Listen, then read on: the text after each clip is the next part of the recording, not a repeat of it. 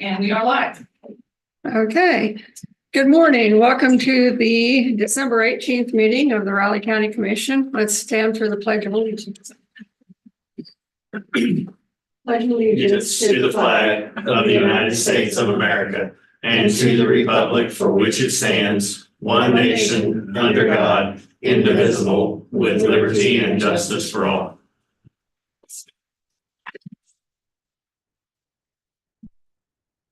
Okay. Do we have any public comment this morning? Shiloh? Good morning, Commissioners. Shiloh Hager, Raleigh County Treasurer. I just wanted to come on and just do one more reminder that first half real estate and personal property taxes are due this Wednesday, December 20th. Just a reminder, those checks can be mailed, postmarked by the 20th. We have several drop boxes, one in the front of the building, one in the lobby. You can pay online using a debit or credit card or an e-check. There is a phone number. You can pay by phone, and that phone number is 785-377-5385. And you can also walk in. This is the last commission meeting before that due date, so I just wanted to come over and get one more plug in for first half taxes. Great. Thank you. Thank you. Thanks, Shiloh. Any other public comments this morning? Yes, Clancy. Commissioners, I have an executive session listed at 10:10. I'm not going to remove it, but I am going to ask that you change the basis for it from what it currently states, change the title to potential litigation.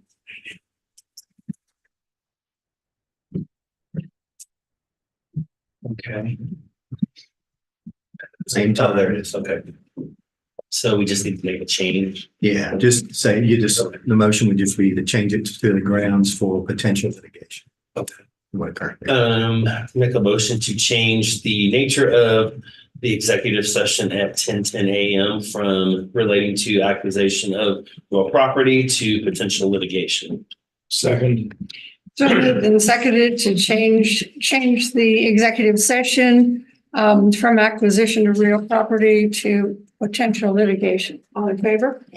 Aye. Thank you, Commissioners. Okay. Seeing no other comments, we'll go to Commissioner comments. Commissioner McKinley? Well, Friday I came in, worked in the office in the morning, catching up on a lot of paperwork, miscellaneous stuff.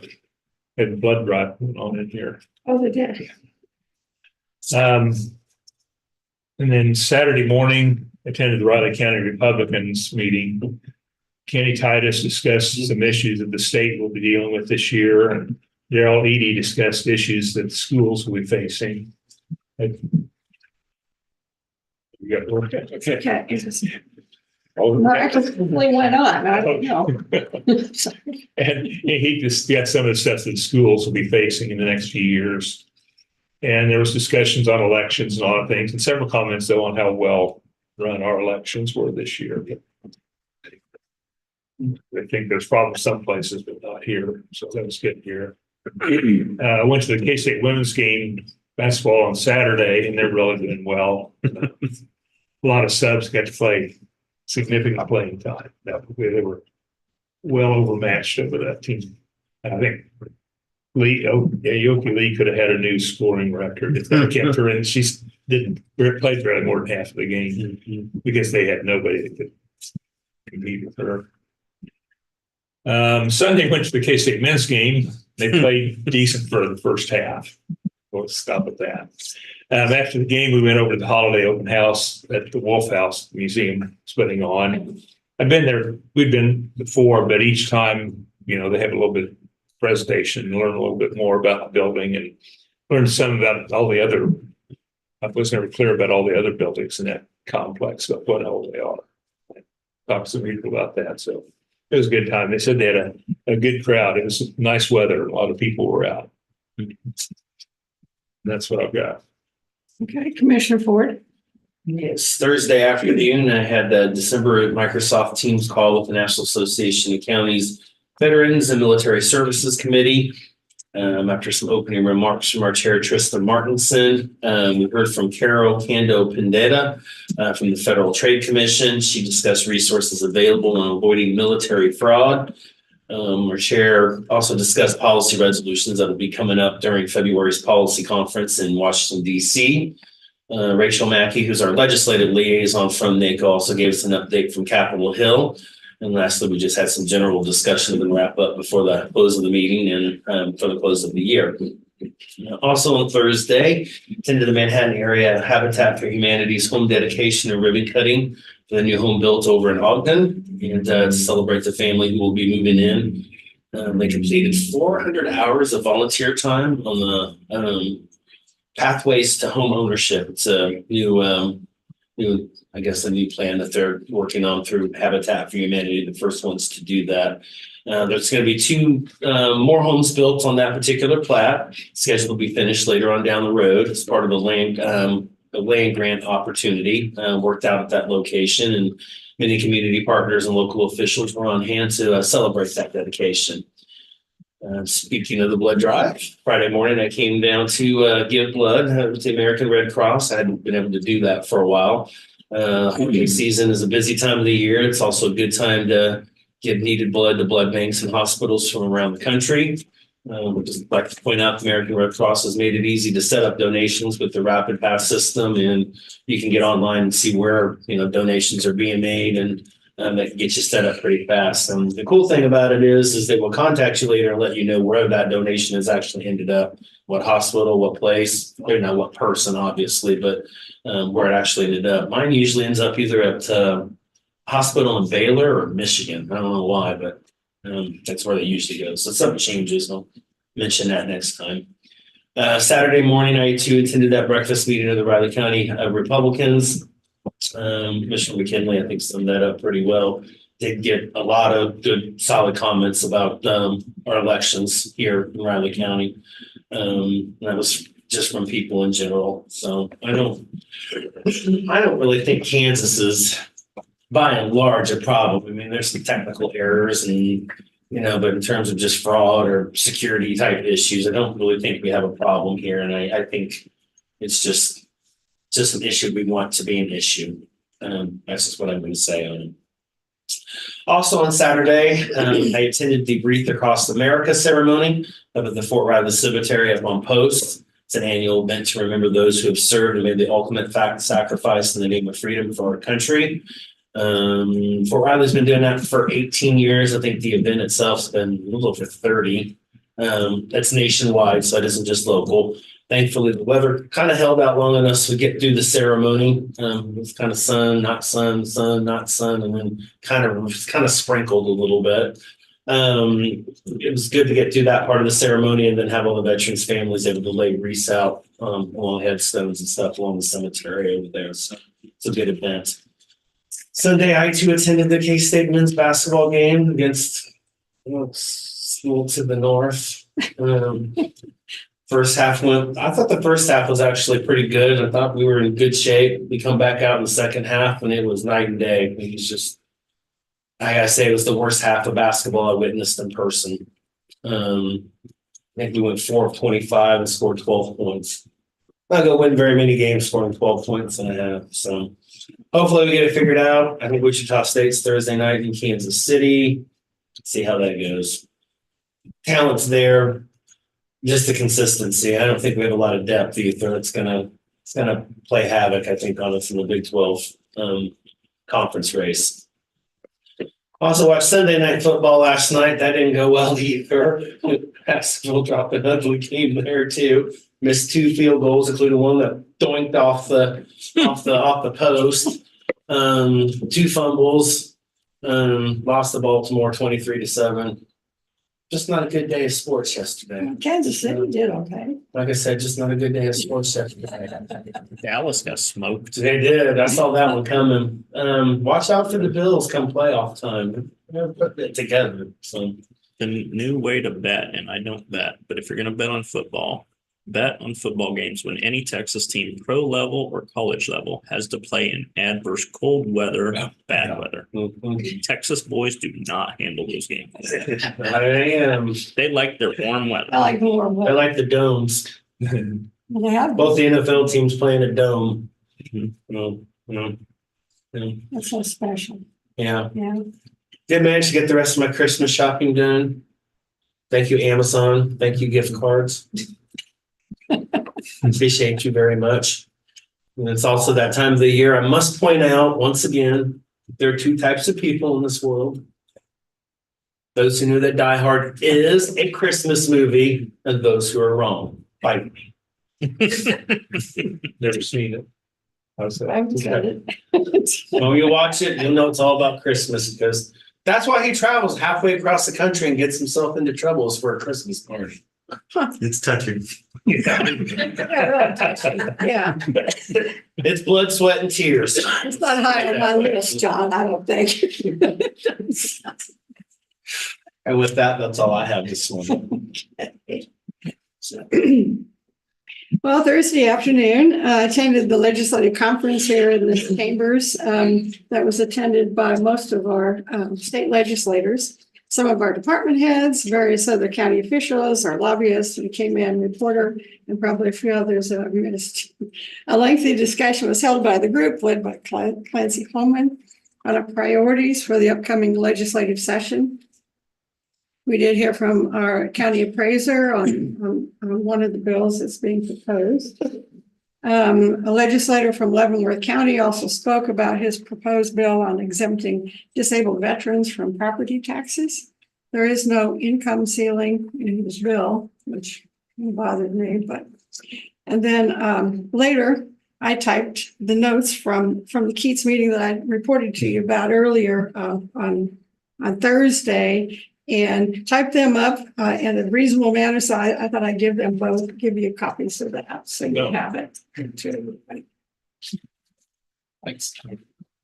I think Clancy, okay. Did you need a copy? They're notes. I had about 4 pages of notes and, written notes, so I thought I'd better type them out so I don't forget anything. But anyway, let's see. After the meeting, I had a doctor's appointment for injection. Unfortunately, I had a bunch of side effects. I was affected for a couple of days. I don't think I'm going to have any of those. It just doesn't. Steroids just don't suit me very well. So I just Gotta go lift weights. Bulking up? Hmm? You bulking up? No. No, I kind of see. I always gain a couple pounds. I have one of those, and it's just That's bulking up. But no, it was, they make me dizzy and I flush and it's just really, I just felt kind of sick for a couple of days. But anyway, then the rest of the week I had to finish paperwork for department head evaluations, went over today's meeting documents and the agenda. Then I went out and ventured into shopping, and that was fun. Didn't stay too long because I don't have a lot of patience for shopping with a whole bunch of people. But I think I've got everything kind of together and been organizing in preparation for my upcoming trip. I'm leaving on Friday to go visit my daughter, and then I will be zooming in the following Thursday. Okay. For the meeting, so, but that's all.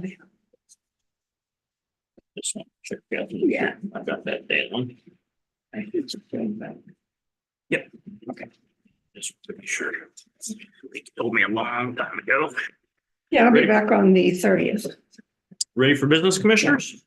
First item we have, need a motion to approve a highway use permit granting WTC Communications Inc. permission to bore, plow fiber optic cable according to the details route shown on the map. Long time forthcoming there.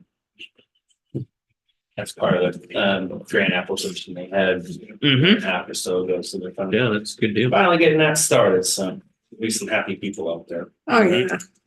Wish they'd get into my neighborhood. Me too. They've gotten into the duplexes and the apartment complexes, but not the single family homes. Yeah, I'm so ready to dump Cox Communications, so ready. It's so expensive. Yeah, Let the people down in the Pillsbury area. Go ahead and move to Yeah, approve the highway use permit granting WTC Communications permission to complete work as outlined in the permit. I'll second. it's been moved and seconded to approve the highway use permit by WTC Communications as it's presented. All in favor? Aye. Chair, please sign. Probably shouldn't sign this until they come to my neighborhood. There you go. There you go.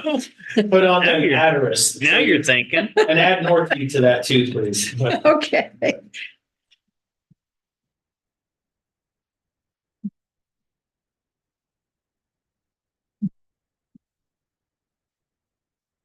Yep, just one. Yep, thank you. Next, commissioners, any motion for the tactical corrections?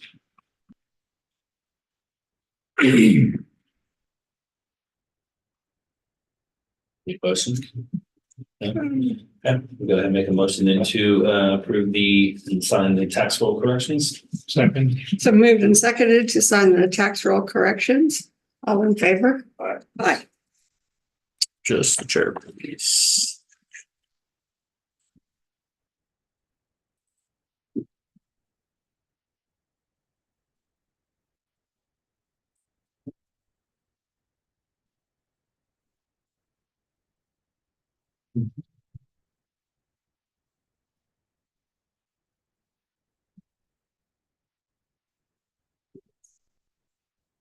Commissioners have Riley County employee action forms for the long list of election workers there, separation of service. And then also have it for Trip Schmidt, new hire, volunteer firefighter stipend. And then also Michael Morrissey, separation traffic control tech. So this one where there's a lot of names, there's just one for all of those, or do we sign one for each one? Just Good. that's why the staff did that list for you. We appreciate That's why the stack is so thin. Yeah, it's thinner than this. Multiple C attached. Okay, there we go. We probably better leave it open in case you got one. Now.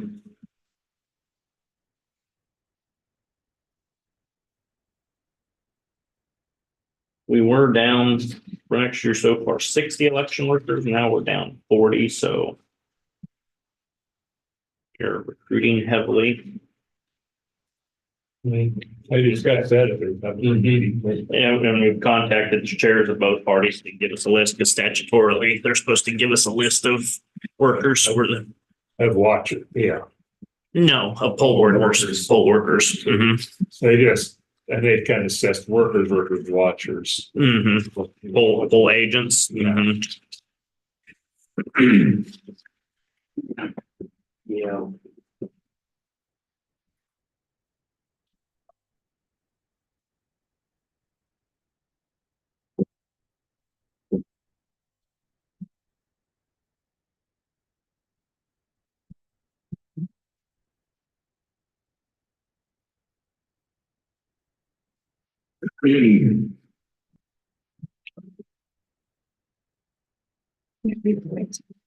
Maybe I hear saws, maybe they're fixing the heat.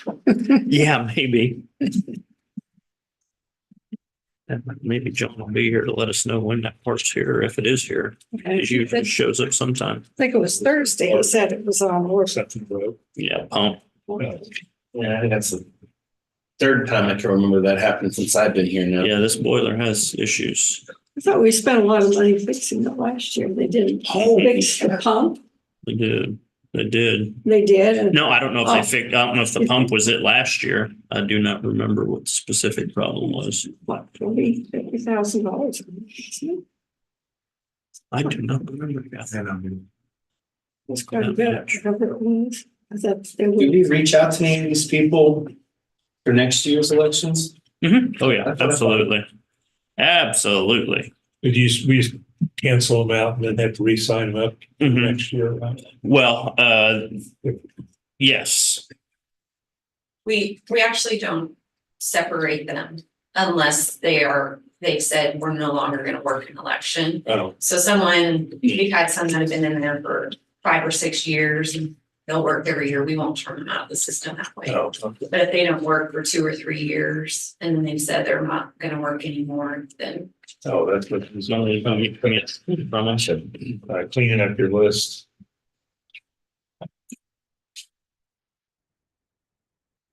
That'll be a full-time job for next year, Val. Yeah. Just Yeah. management of election workers. Gonna take a bunch. Thank you. Any changes for the minutes, commissioners? See, I didn't know anything. Go ahead and make a motion then to approve the minutes as written from the December 14th meeting of the Riley County Commission. Second, So moved and seconded to approve the minutes as written from the December 14th meeting. All in favor? How the tentative agendas look, commissioners?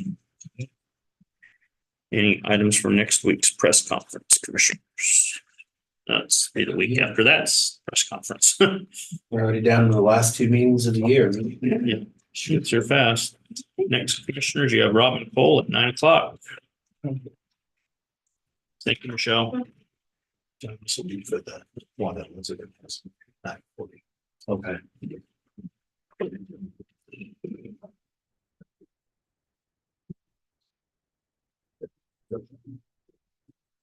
Okay.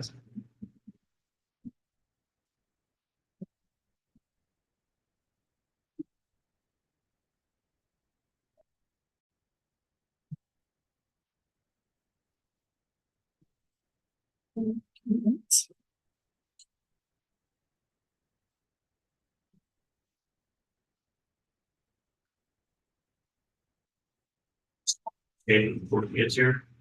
Yeah. It's not as much fun, but yeah. I'd rather have you see me leave.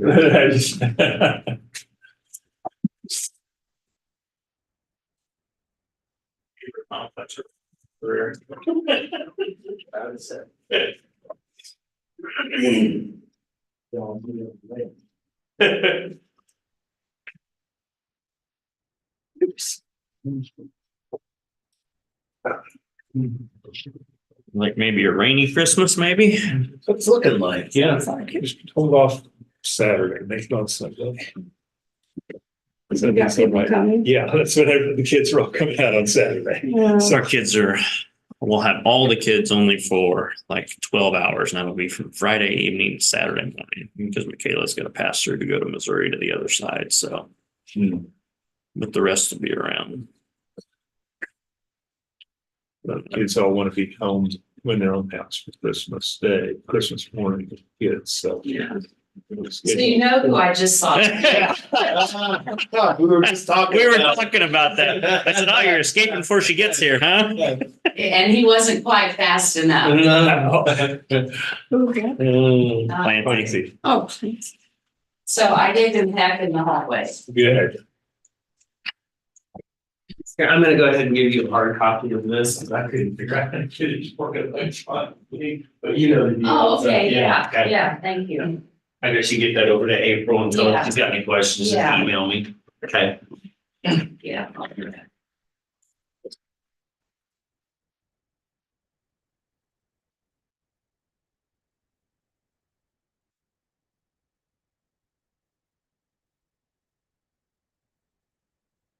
What's Clancy gonna do when I retire? Just give somebody else a complex and the next person. He's retiring not long after you. Yeah, that's true. Next year is his last year. Next year? This time next year. Okay. So he'll be through the end of the year? Yeah. Lot, So far. When are Potentially. you Yeah, retiring potentially. this year? May 1st. May 1st. It's interesting, there's lots of retirements going on. Yeah, Ron Fear retires just before you. Yep. And Shelley Williams. Mhm. So Ron goes first and then Shelley and then me. Is Ron Fair April 1st? April sometimes. April something, yeah. Yeah. Yeah, I wonder who else is lurking. Yeah. You know, who else is maybe got something coming up and haven't announced it yet. I think there's a list. There's lots of us lurking. Yeah. It's maybe not within 12 months yet, or And people who aren't saying. Mm-hmm.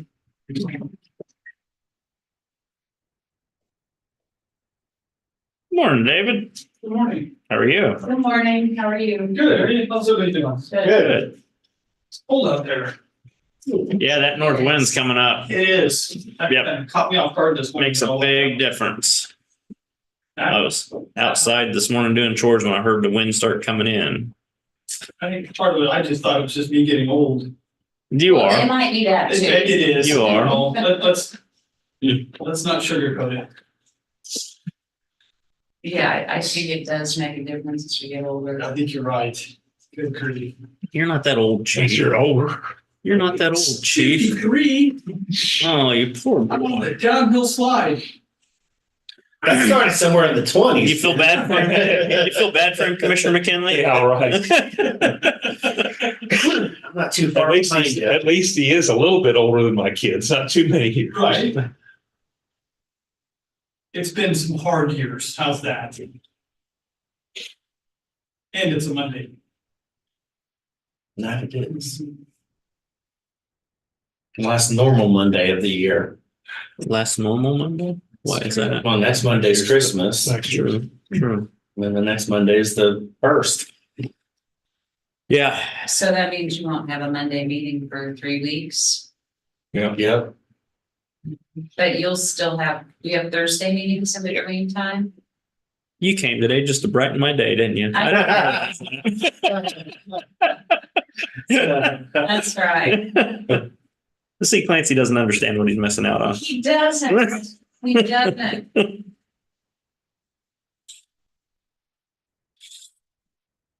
Yeah, he said he was leaving and we were talking about you. I said, you know, you gave her a complex early on in her career. Yes, yes. Mhm.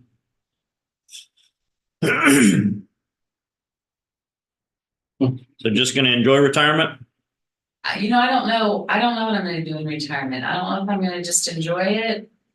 Or. If I'm gonna do something. There's so many things to do, Yeah, so many. you know, whether it's volunteer, whether it's. Oh, that's what I mean. There's so many volunteer options. I can't see you just walking away from everything, Robin. I just can't see that. And I think I'm having a hard time seeing that myself. But I do think I probably need some time to just. Sure. Think about it. Decompress. Well, I'll say, you do need to learn the word no, because everybody, oh, you're retired, you can do this, you can do that, Yeah. you can, Yeah. there'll be people lining up for Yeah. that way to do. That's what Yeah, I've my already wife, been. after she, like I say, kind of decompressed, well, then, oh, I'll try this. I've always wanted to do this. And all of a sudden she went, wait a minute. Yeah, I'm doing more now than I was when I was working. On more hours than I was when I was working. Kind of, I did cut back and say no. that's pretty much the advice everybody gives me. Everybody says just take some time off to do nothing. Yeah. Visit some kids, grandkids. Yeah, well deserved. My wife always said when she retires, she just wants to work at like Blueville or Horse Services and just water the plants. Well, I don't know if they'd have anybody that could just do that. We're Actually, I gonna- talked to Keith. He said, yeah, you would. Yeah. Well, they got people come in on Sunday. Uh-huh. The And more those- conversations I've had, the more I've realized how much the world really depends on retirees to volunteer. Oh, yeah. It's everybody, Get them it's on, like get them on the everybody you list. talk to is volunteer. Election workers. Election workers, yeah. You will be getting a letter now that you mention it, Commissioner That's McKinley. right. And so it begins. Got Mr. Cox signed up already, him and his wife. Wow, Good. yeah, that's a big deal. Yeah. And his wife has helped us for years. She Yeah. stopped for a couple of years, but I think we get Craig on to be, so. Well, it's, you know, when I go into the falls, I just love to visit with people. Mhm. You The know, majority of the people, that's why they do it. That's Kind of why a they do it. social thing. to see Yeah. people. And they eat so well on those days because every one of them brings food. Yeah. Polling place, you know, and it's like a potluck. Mm. That's what, I've been surprised for some reason, all the early voting ones that county. I know half of those people, it seems. That little group's like a cult, man. They Yeah. have. And I mean, when I went into the one in Riley, I always knew everybody. Uh-huh. Even when I come in here, it seems that A lot of people I Same know. people. Yeah. They hang out, they're pretty close outside of elections. Oh, yeah. They have their own little election group coffee clash. Oh. Ready for Robert? Yes. So wait, I see you get back. We'll be waiting until 9:40. I need to come up with something for plans. I need to work on that. So, if you have any suggestions, you can just send. We could put someone else's name on the agenda and see if he stays. There's a lot. So as we were discussing, I've announced my retirement. It sort of coincided with the last time I was scheduled to meet, but, or no, Yeah, it's all good. it's all good. It's all good. It's all good. So, yeah, May 1st will be my official retirement date. We've got a really good executive committee, composed of Ann Brown, who is our board president. She's the exiting president at the end of this year. Wayne Sloan, who's the incoming foundation president. Kathy Webster, who's the incoming governing board president, and Barb Weiss, who is the board treasurer. And then Kyle Kessler, who is the executive director of the Association of Community Mental Health Centers of Kansas, is also a part of the recruitment committee. We felt like he was a good addition just because, frankly, he's had a lot of experience in the last 2 to 3 years replacing CEOs of community mental health centers. There are 26 community mental health centers in Kansas, and about 50% of them have retired in the last 3 years. There have been 11 who retired in the last 2 years. So there's been a big change in leadership in the community mental health system. And so when I go to meetings now, half of the people, I know who they are, but I don't have a relationship with them. So it's been interesting to see that pretty wide scale changeover in executive leadership in the mental health centers. Applications closed on Friday, and the HR department is pre-screening applicants. That CEO recruitment board will interview top candidates in January, and then they'll select, I believe they'll select the top 3 candidates from that field. And then the board as a whole will have an opportunity to interview in February. At least that's the timeline as it's laid out right now. And of course, things change. But there's been a great response. I think the good news is that the board will have some real good decisions. They'll have some real decisions to make. They're not going to be forced to make any decisions, but they've got a pretty broad grouping of competent people who've applied for the job. So that's very encouraging to see. I thought I would announce too that Pawnee has received a 3-year SAMHSA grant that is allowing us to offer training courses free of charge for the next 3 years. The courses can be scheduled in people's places of employment, or they can attend a course that's scheduled for the public. The 2 courses that we're going to be offering free of charge across the whole 10 counties are mental health first aid and QPR. And of course, you've heard me talk about mental health first aid before. It's a national program. It's like Red Cross's first aid program. It's a skills-based training course to equip the layperson to render immediate mental health assistance. It's an 8-hour certification course. It's taught through a combination of online and in-person classes. And once somebody completes that, they're certified for 3 years in mental health first aid. QPR is more specifically geared towards suicide prevention. QPR stands for Question, Persuade, and Refer. It is also a national program, and it's maybe more like CPR. And so it is about, again, a skills-based training course to help identify if somebody is in a suicidal crisis, and then to direct that person to appropriate care. That course is only 2 hours, And so what I'm seeing, especially as people are a lot more concerned about just what we're seeing in terms of increases in suicide rates, that training that's specifically geared towards suicide prevention is one that's getting a lot of attention now. It is also available for certification, and it again is for the layperson.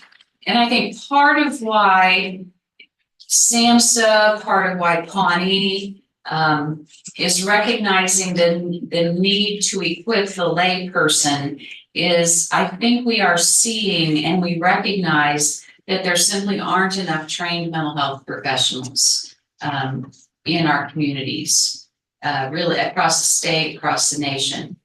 And in a situation where you don't have as many trained professionals as you need, then it's important to equip lay people with the skills that you can equip them with. You know, it will not, of course, turn lay people into professionals, but it will give lay people some of the basic skills that they need to be able to respond, whether it's a suicidal crisis or some other mental health crisis.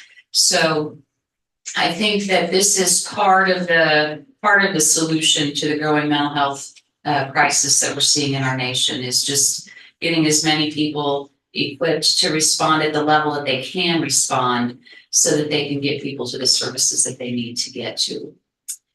Another grant that we recently received that I'm pleased to announce is that we've received a Kansas Leadership Center Transformation Grant. There were 97 organizations across the state of Kansas that were awarded these grants. Pawnee was one of 3 community mental health centers who received these grants. These grants are to support the professional development of leadership. And so they are grants that are focused on people at management team levels, supervisory levels. The value of the training is about $22,000.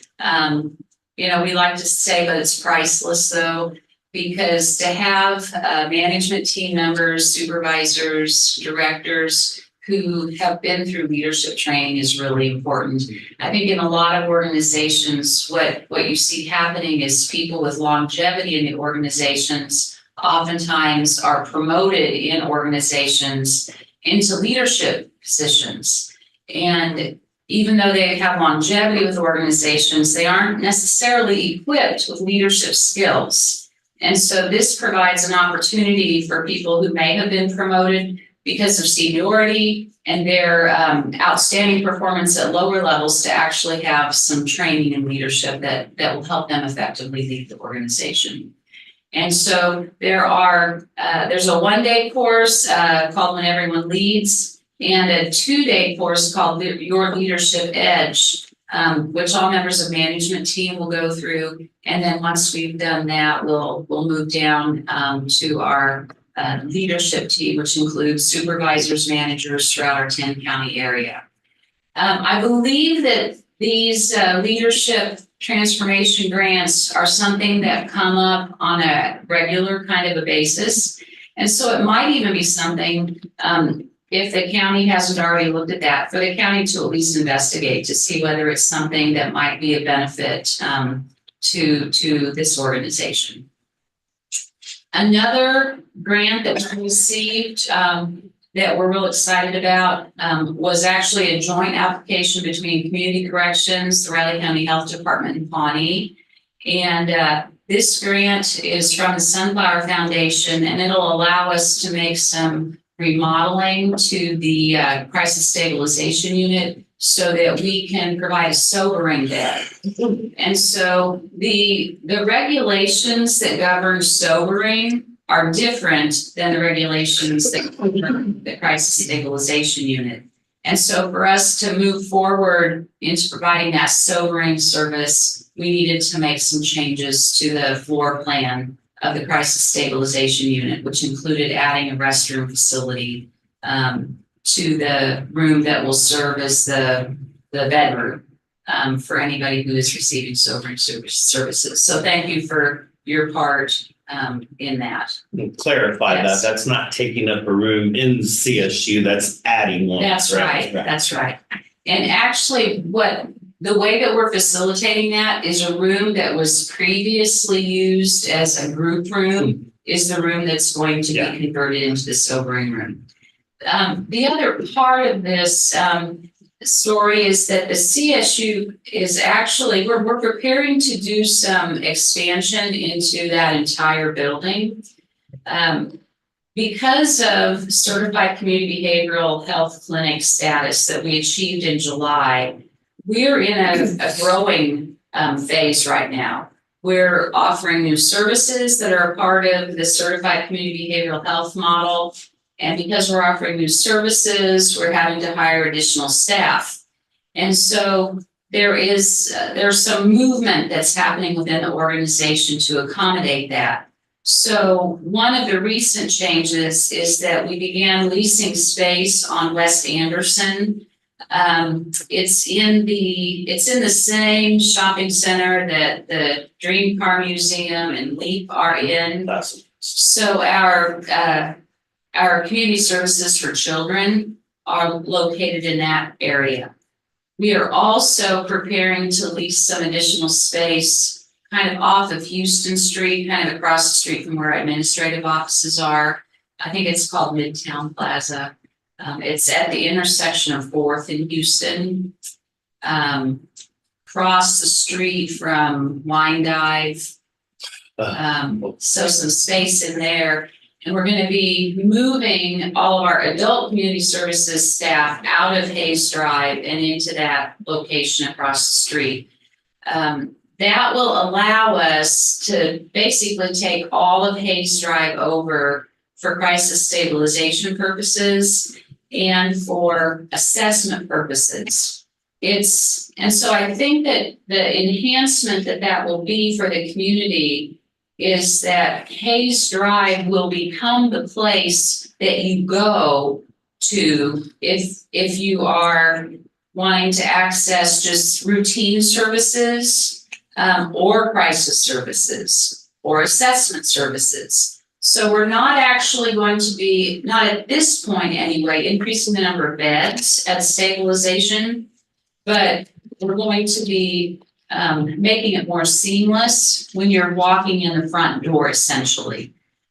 Because sometimes we have people who will call in they'll describe it as a routine service, but once they get in the door, we find out it's really a crisis service.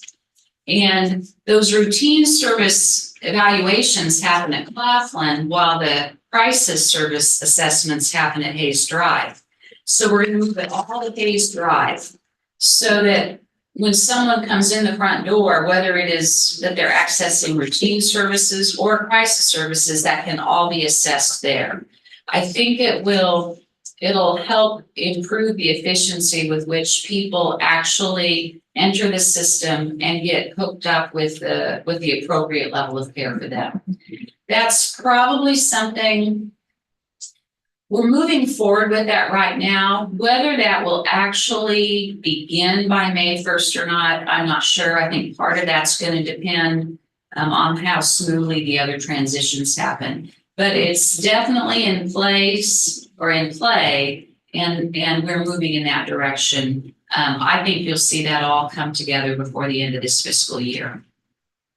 So I think it'll be an enhancement in services for the community. So we are, of course, closed for the holidays. We're closed on the 25th and the 26th. And then, of course, we're closed January 1, but the CSU will be open for services during that time, and we'll be answering the phone 24/7, 365 as always. Any other questions for me today? No, thank you. Okay, thank you very much. Thanks, Robin. Thank you. Next commissioner, you have David Adams at 9:15. Merry Christmas.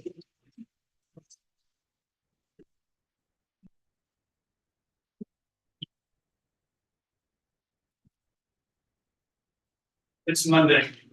It is a Monday. Oh my gosh. Sorry, out good, huh? I woke up being beaten with a stick, I think. Did you deserve it? I don't think I did, Oh. but I think that's up to others to decide too. Ready for David? Yes. Good morning, Commissioners. David Huntington, as Sand Inspector, with my monthly updates. The operations calls for service, 456 calls in the month of November, which is about what we would expect.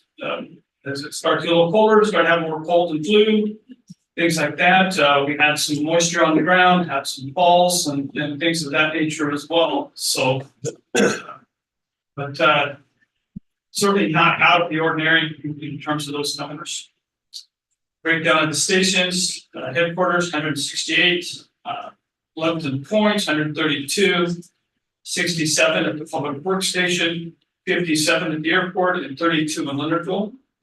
So no change. It's pretty much always in that same order. But we did see more at Medic 31, which is at Public Works. They have most of the nursing homes in their area.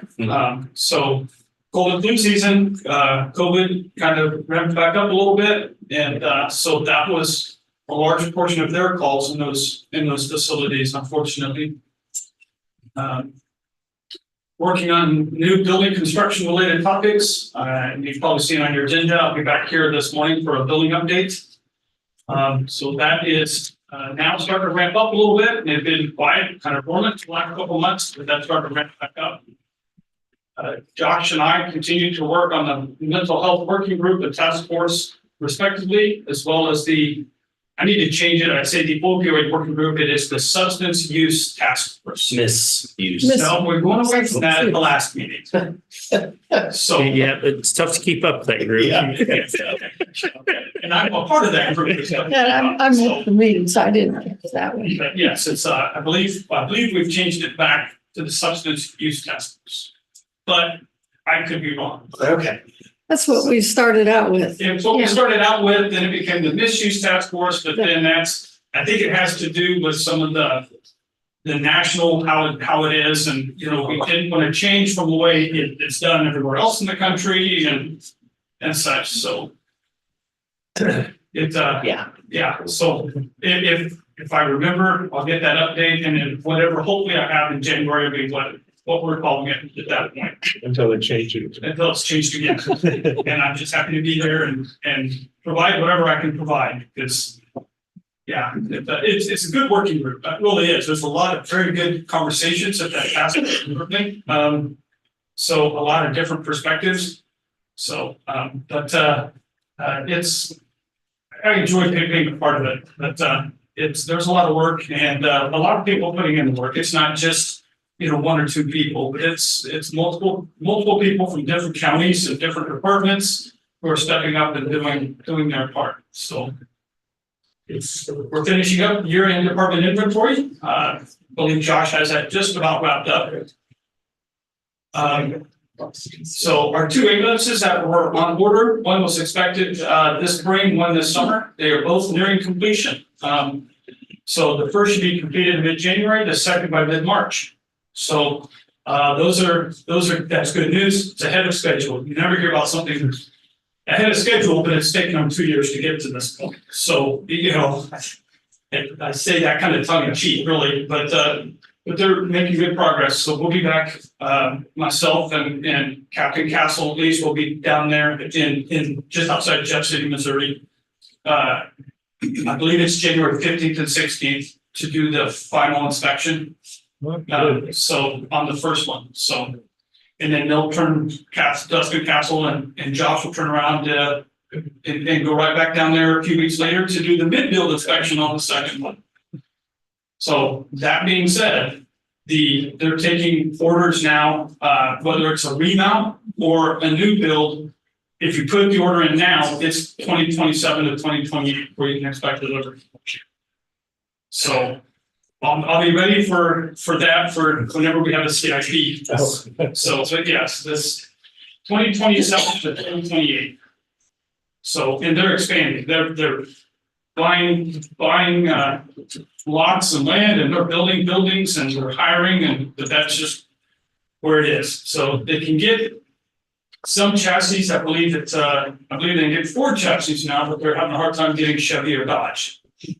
So it, so we have Dodge and we have Ford. So really it's comes down to which one can we get when that time comes, we'll take either one, and, we move forward. So we're getting there. The patient hauler that was approved through the, CIP has been ordered, expected delivery mid-2025. So,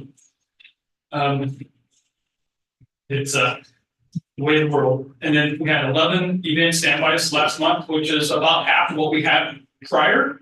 But we don't have any football games as much and some of the other events, no soccer right now and that. So this is really kind of our slow time, if you will, for our staff, let them kind of catch their breath after the summer and then the fall, all the events and everything we had going on, allows them to kind of take a breath for a few minutes. So education, nothing has changed there. 100% review of all calls. I know they're having a big meeting, I believe, this week to go over some of the data metrics and trends and see if there's any trends out there for us to be paying attention to. And then year-end reporting to the state and then getting ready to ramp back up come January. And then community outreach is really slow right now, just our car seat check lanes. We do the second Tuesday of every month. With Manhattan Fire, RCPD, and the health department. So we each have a week. So have a day a week. So and breakdown of the call volume, as you see, pretty consistent. Usually, sometimes we see a little higher on Saturdays, Friday, Saturday, Sunday, but or even Tuesdays and Wednesdays. But really pretty consistent. So. Time of the calls, as typical, kind of picks up in the evenings. And then thing I noticed was, it really dropped off when bars closed. So I don't understand, but I quit trying many years ago to understand some of this. So, but yeah, the bars closed and things got quiet. So, but I don't know. And then top 5 responses, sick person, cold and flu season, and that's kind of a catch-all anyway.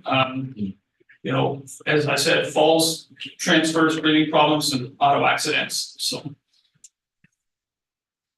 any questions about any of that? I have a question that when with Robin's thing, talking about mental health first thing, your staff get? We'll be taking it. Because I'm sure there's some. Mhm. I mean, when Manhattan or in Riley one time that Yeah. they had and they did a good job. It is a good class, and we have taken it. That is one of those it's an 8-hour class. So for us to do it, have to do like 3 days, and we really have to bring people off duty to do it. Yeah.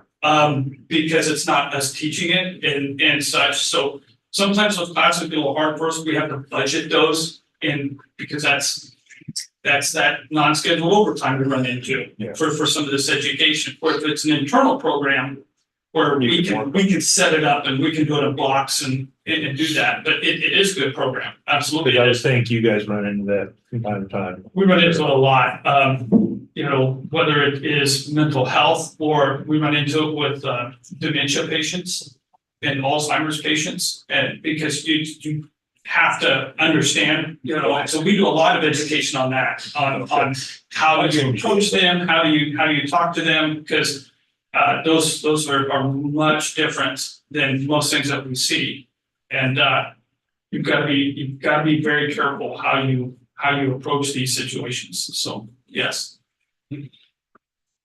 Well, along the same lines, we need to work on CIT too. We need to get a first responder and EMT segment involved in that at some point in time. And What do you mean? Well, they're going to have training this year again. Right, which we've done, and all of our supervisors have been through Right. CIT training. Okay. Yep. We're gonna have to probably start working down the line on that one too. We've talked about it. That is something we've talked about. CIT got kind of put on hold for a couple of years. Now they're starting to ramp it back up. But we've had that conversation about, again, how do we make that work?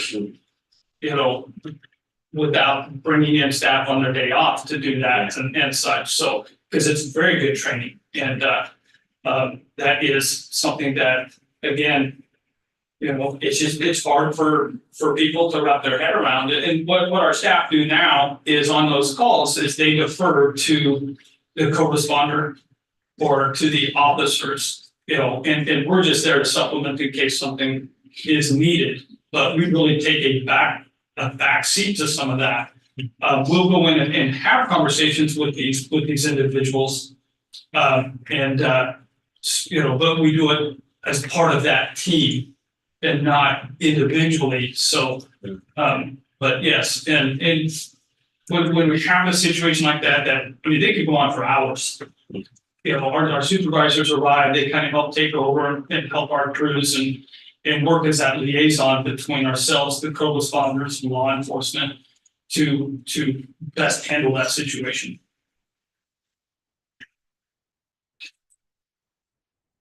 Any other questions?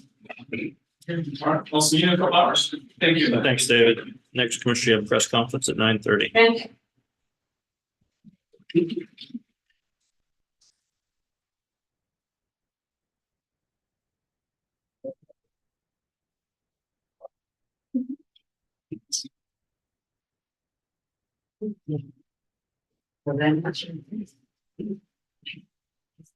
Yeah, right. Somebody's lying. I don't know what it's. You're a Girl Scout. Must have been you.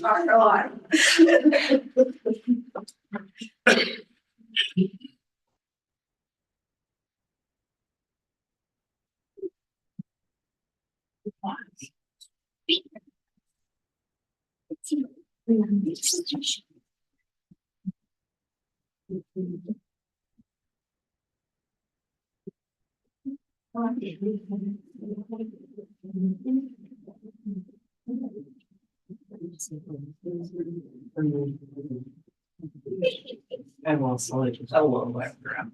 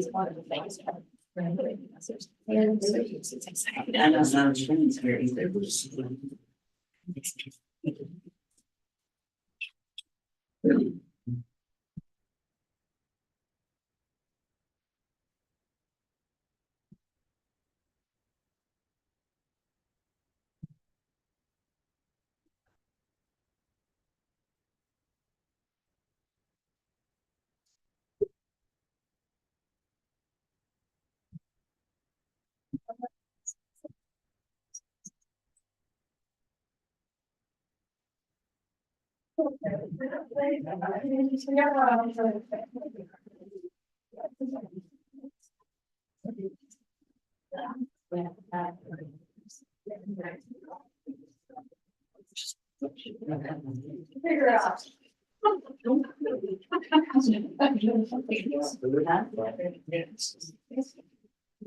I don't know, did you? That's funny, but I share it.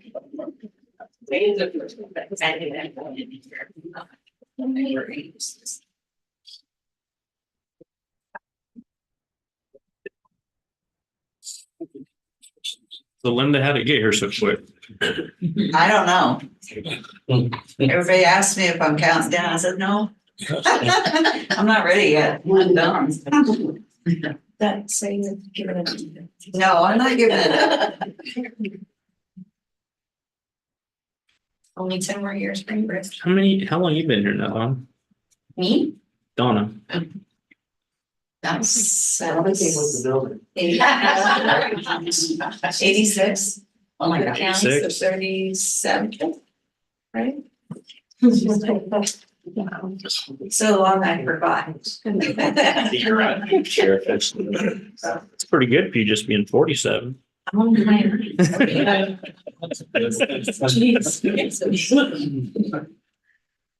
That's what they said on my birthday, that I was 20. I said, no, I'm 65. I've been waiting for this.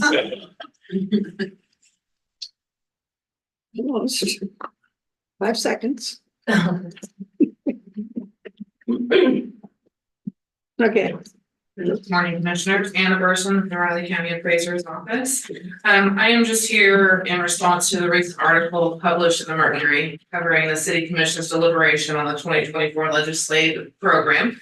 I'd like to provide a brief clarification on dark store theory. First and foremost, the article states, and I quote, "The government uses this valuation method for big box retail properties," end quote. This theory is not used by the Appraiser's Office. We are mandated by KSA 79-503A to value based on the market. And so this theory is commonly used by tax reps and contends that a property with a lease, typically your big box stores, open and operating in a prime location, should be valued using vacant, unoccupied properties without a lease as comparables. And so valuing and comparing open and thriving businesses to vacant dark stores would not represent their current fair market value. And so I just wanted to provide that quick, basic, summarized clarification on dark stores. Thank you. Thank you.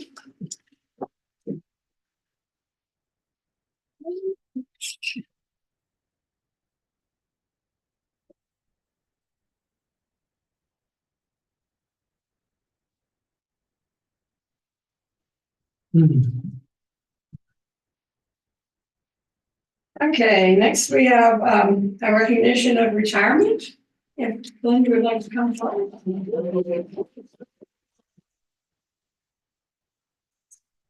We have a plaque for you, presented to Linda King in recognition of your retirement with Raleigh County. 28 years of service. Thank you so much. Thank you. I've enjoyed it. I enjoy helping the public and all the people that I work with all through the years, and I'll miss y'all. No, we'll miss you too. We'll miss you, Linda.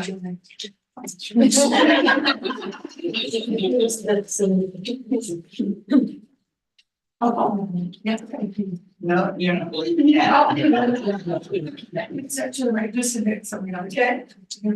Well, if I go, Linda, can I take a picture right there? Whoops. 1, 2, 3. Do you want a picture of the coordination? Sure.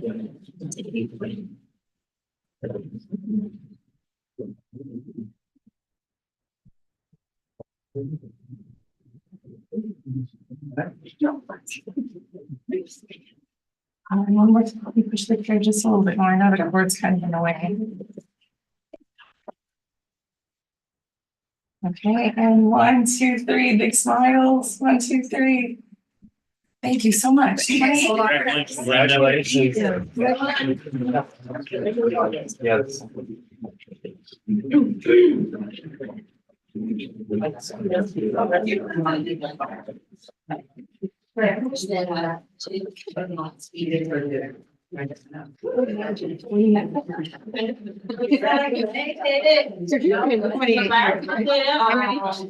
mean, not in mine. It's at 27 in this position, Oh. 28 next year. No crying,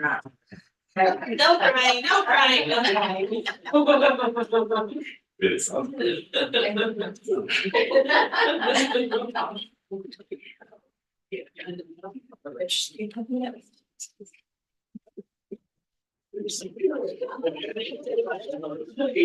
Next, commissioners, we have Elizabeth Ward at 9:40.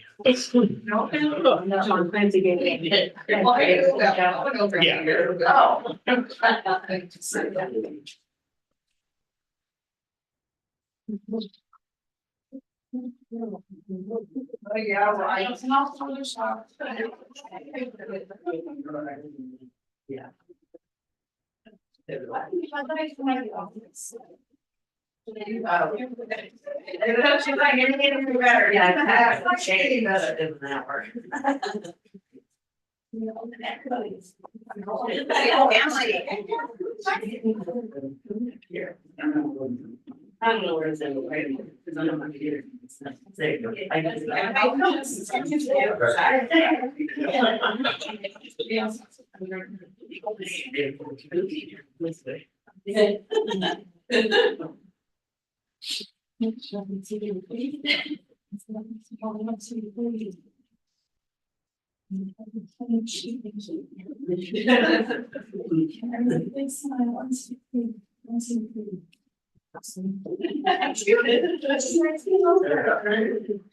I didn't think she knew anything about it, because I asked her, what are you doing this week? She never said anything.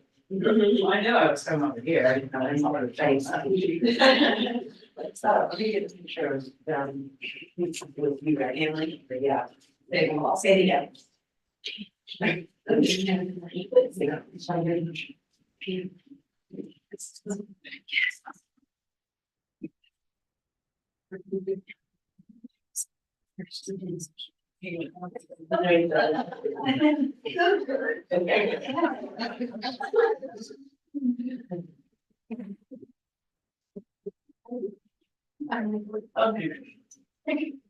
know when you're ready. Okay, move forward, yay.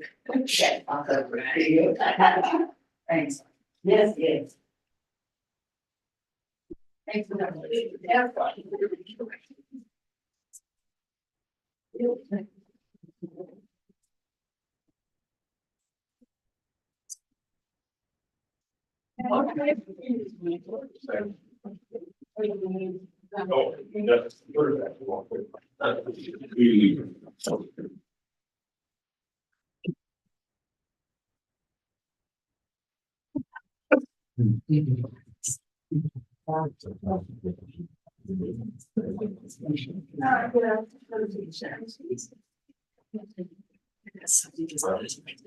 Yes, I need to. Nap time? Need another bubbler. Yeah, wake up, say. Everyone's having that trouble today. Everyone's saying they're tired today. Holiday season, extra stuff to do, get done and stress and. I woke up about 3 times. Well, we should have called each other because I did as well. And then wake up at like 4:15 and I'm like, Yeah, I it's gonna know. get it. Good idea. Because then I disturbed my dog. Uh-huh. I snooze. Wish I could sleep. I wasn't really, my mom wasn't. Just kept waking up. He's really irritated, but he doesn't copy his stuff. Yeah.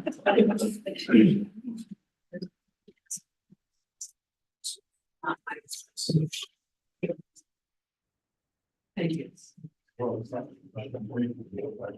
Yeah, John has it. You have this whole crew. Good. Yeah, Clancy and I talked yesterday, so it should be. And John, you have all of these, right? These are all listed. No, it's not what it says on here. That's why I was asking. Yeah, that's what they did. So we, yeah, we're. It just has you listed. Mm-hmm. Yeah, it should be Brittany to get you reach.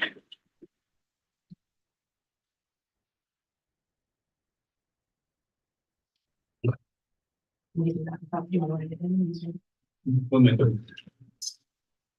Maybe not, you don't list. Yeah, yeah. Yeah, Brittany, didn't mention.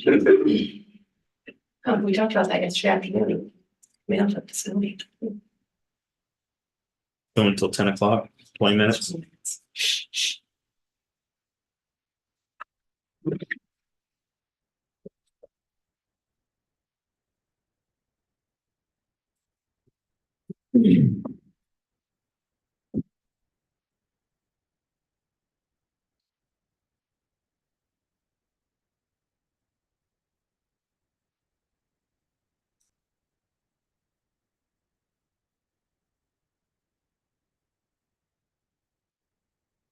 Sun's peeking out. Saw that. Enjoy it while it lasts. It's not supposed to be there every weekend. It's not. It was super bright yesterday. Yeah. Matter of fact, I haven't even been to the seven. Whoa. Still pretty breezy yesterday though.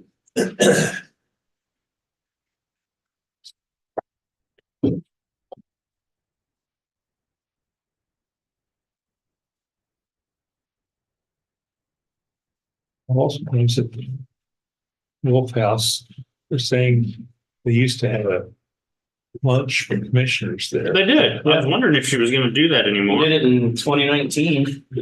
Did several years, multiple years in a row. That Linda was talking about that saying, Mhm. I said, yeah.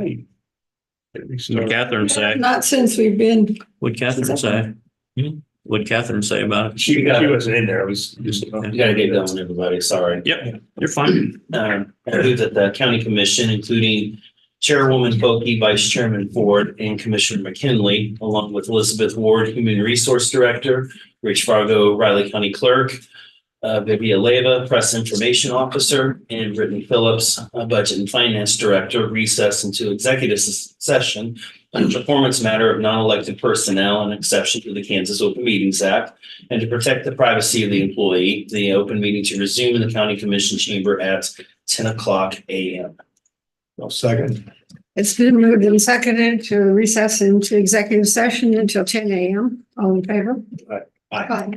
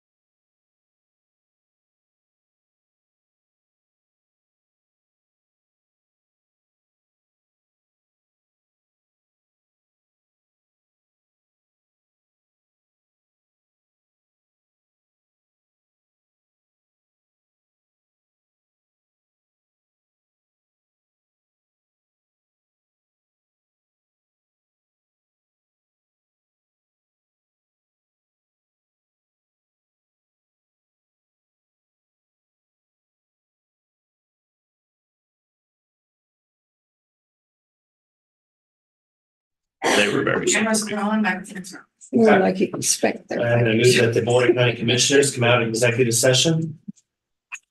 Second. It's been moved and seconded that the board should come out of executive session. All in favor? I Aye. will also move that the record reflect action shall be taken consistent with consensus reached in executive session. Second. So moved and seconded that the record should reflect action will be taken and consistent with the consensus reached in executive session. All in favor? Rich, do you need this? No, I've got one. He's got it. Thank You you. just have to add everybody else. Yeah, I wrote names to the side there. On who else? Next Okay. commissioners, Brittany. Oh, I have Budget. Brittany. Good morning, commissioners. Brittany Phillips, Budget and Finance Officer. So we spoke a few weeks ago about amending the 2023 budget. Like I said, when I originally presented it to have it published in the paper, it would not increase ad valorem property taxes. This is because we have an increase in revenue as well as an increase in unencumbered cash balance to begin the 2023 year. Do you guys have any questions before I ask the chair to open the public hearing? No. Okay, Okay, then I will open the public hearing. It's 10:01 a.m. Is there any public comment?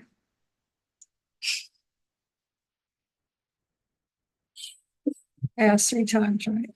Just Huh? ask 3 times. No, you don't have it. That's 3 Your times. heels together. You do not, yeah. Road. So seeing no public comment on the budget hearing, we'll close the public hearing. so I will just present all the funds again, and then I will ask you guys to make a motion to approve or deny. So we have the county building fund, we're amending it to $499,630. RCPD, $5,510,779. Solid waste, $3,347,458. Community corrections, $1,240,940. Health department, $5,836,605, and Hunter's Island, $34,515. Are there any questions? No, I just think we should point out too that we're moving some stuff around in our budget. This didn't go up and above our total budget. Right, Correct. right. Didn't change our, That's what everybody will usually look at that and go, oh, you increased your budget by whatever that is, 2 point something. Is that $2.5 million approximately, but I didn't 1.5. It's Monday, my math's off, sorry. But that didn't add to our actual total budget or total mill levy. It was counted from within the total umbrella. No increase in ad valorem taxes. Just thought that should be on the record.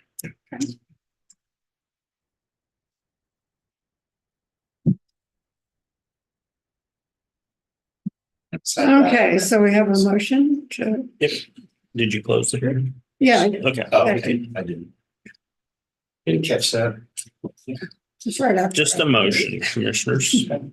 I will go ahead then and make a motion to approve the 2023 budget amendment as presented. Second.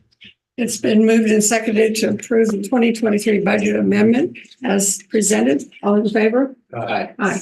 All 3 sign, please. Commissioners. Thank you, Brittany. Next, commissioners, you have executive session at 10:10. What do I There's sign? lines all over This here. one? Yeah, governing body. That gives you Oh, yeah. all those plenty of lines. it. Okay. It's kind of generic to go for city commissions or townships or whatever. I guess why it's not specific. I'll say she caught you. I knew I'd read it. So I told her, hey, you gotta make sure you tell me.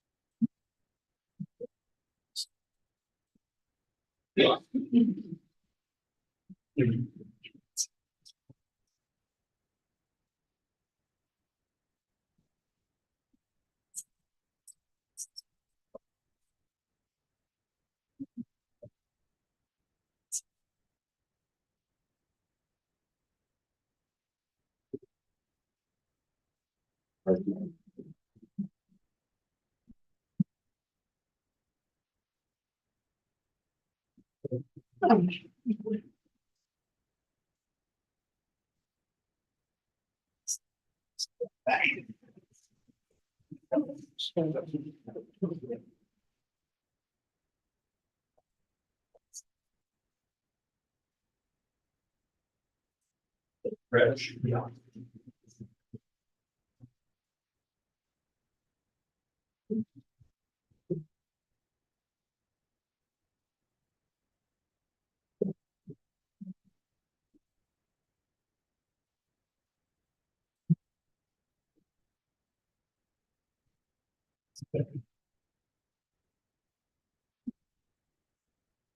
It tripped you. It was easy. Just to make sure you knew you needed something. Yeah, well, that's stuff.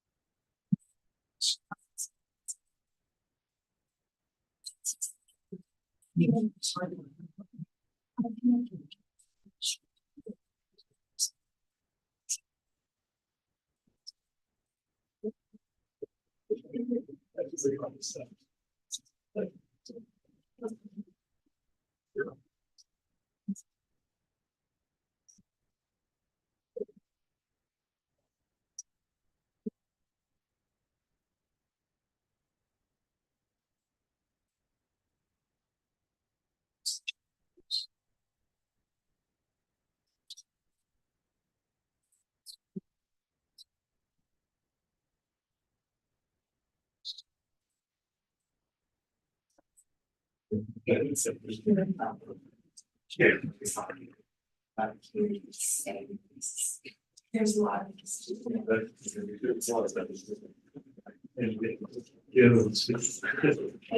They stick more. Yeah.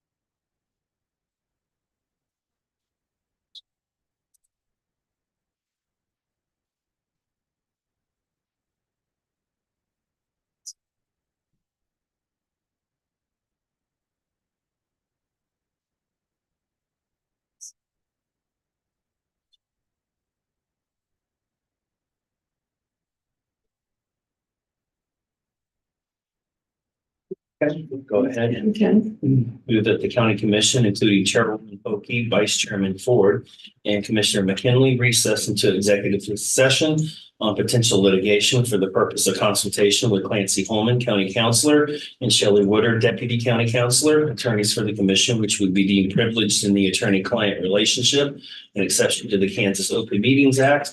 The open meeting to resume in the County Commission Chamber at 10:30 a.m. Rich Fargo, Riley County Clerk, Brittany Phillips, Budget and Finance Officer, Amanda Webb, Planning and Special Projects Director, and Brian Foster, BG Consultants will be present during a portion of the executive session for factual information. Second. It's been moved and seconded that the Board of Riley County Commissioners recess into executive session until 10:30 a.m. All in favor? Aye. Aye.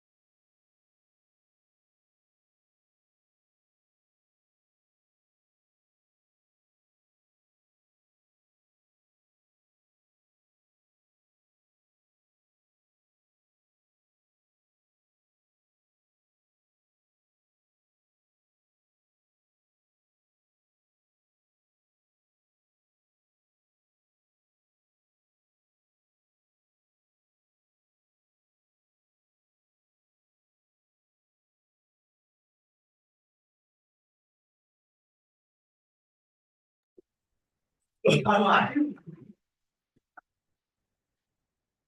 Yep, go ahead.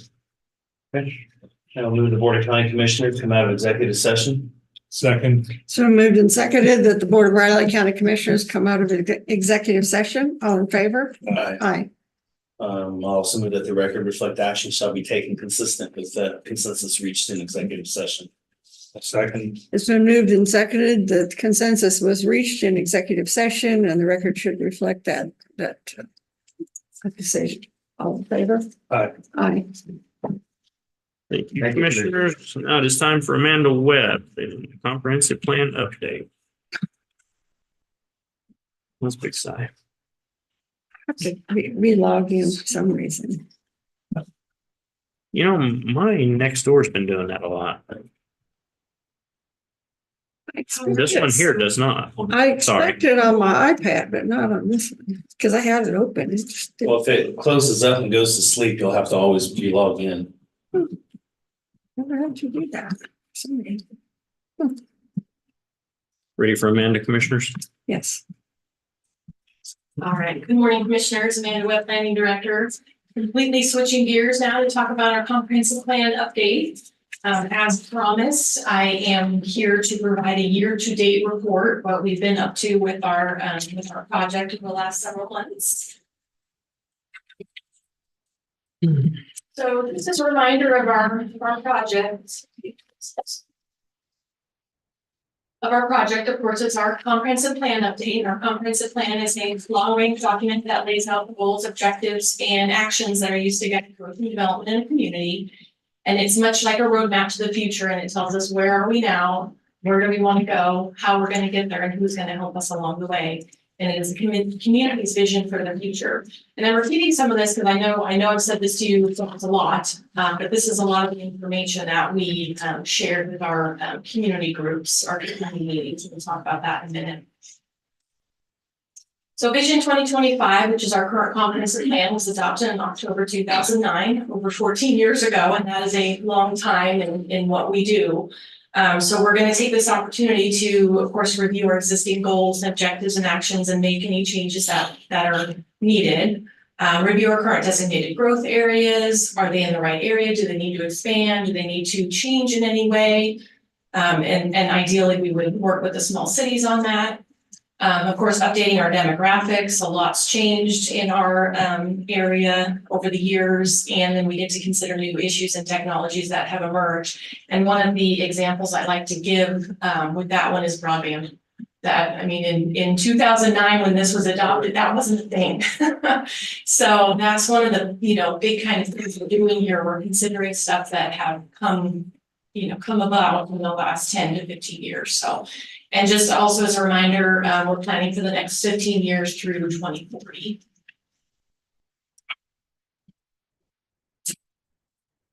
I believe I've shown this to you before, but it's been a long time. So what you see on the left column is what's currently in Vision 2025 and how it's kind of laid out. And then on the right-hand column is what's proposed. Sections are gonna be much the same, organized a little bit the same, but we're gonna combine some things. Then there's gonna be a lot of adding. Because as I just mentioned, a lot has changed in 10 to 15 years that we need to take into account.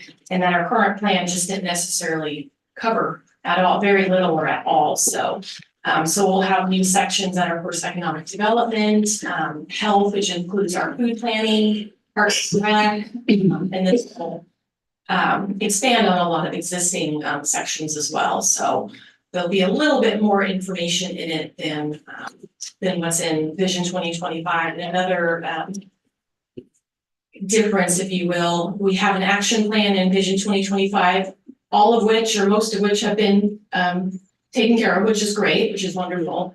I am envisioning an action plan in our new comprehensive plan, but that's prioritized. That has a short-term, medium-term, long-term kind of time frame associated with it, because we know that there are a lot of things to do. There's a lot of priorities, and we want to be careful to not make it seem like the priorities that the public tells us aren't important.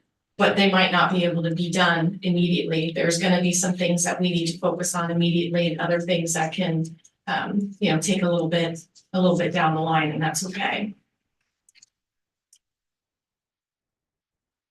All right, so we had our public input survey, as you folks know, and you can see on the left, that's what the postcard looked like. It was front to back, front and back, I should say. What the postcard was that we sent to the random addresses. As a reminder, we sent 600 postcards to just random addresses. 350 were specifically didn't include Manhattan city limits. So 250 was the entire county inside and outside all city limits. And 350 we specifically didn't include Manhattan in the hopes of getting more spread around unincorporated Riley County. We also utilized social media to share the project background and advertise the survey, of course, with the direct link to the survey. We asked our committee members to use their community communication platforms to notify people of the survey, and I know some of them did. And then we just talked about the survey at every opportunity we could get. Of course, at the community meetings, all meetings with you folks, always talking about the survey. And I guess I should note, it did close December 1. So, because of course we had to have an end date at some point. So it did close December 1, and we're working on compiling some of the information from that. But an important comment to make on that, the survey might have closed, but that doesn't mean opportunity for public comment is over. That opportunities for public comment, public input, review will be over the life of the project. So they might not be able to take that specific survey anymore, but we are still accepting comments from folks, input from folks. That's the cornerstone of this. So we did receive 687 responses to our survey. Some of them were only partial, but we did get fairly decent response. That includes 3 hard copy surveys that were sent to us in the mail. So it was nice to have that option for folks if they had wanted to use that. What I have there is I literally just grabbed, chose numbers and grabbed the corresponding comment. As I mentioned, we're working to compile the full results. You can imagine 687 responses are gonna take a little bit to compile in a useful manner for everybody. So we are targeting having the full compiled results available in January. And that is, of course, for you folks, but also for the public. All of this is going to be very transparent. The input we receive, what we're doing, what we discuss, all of that is for public review, public comment, public consumption, if you will.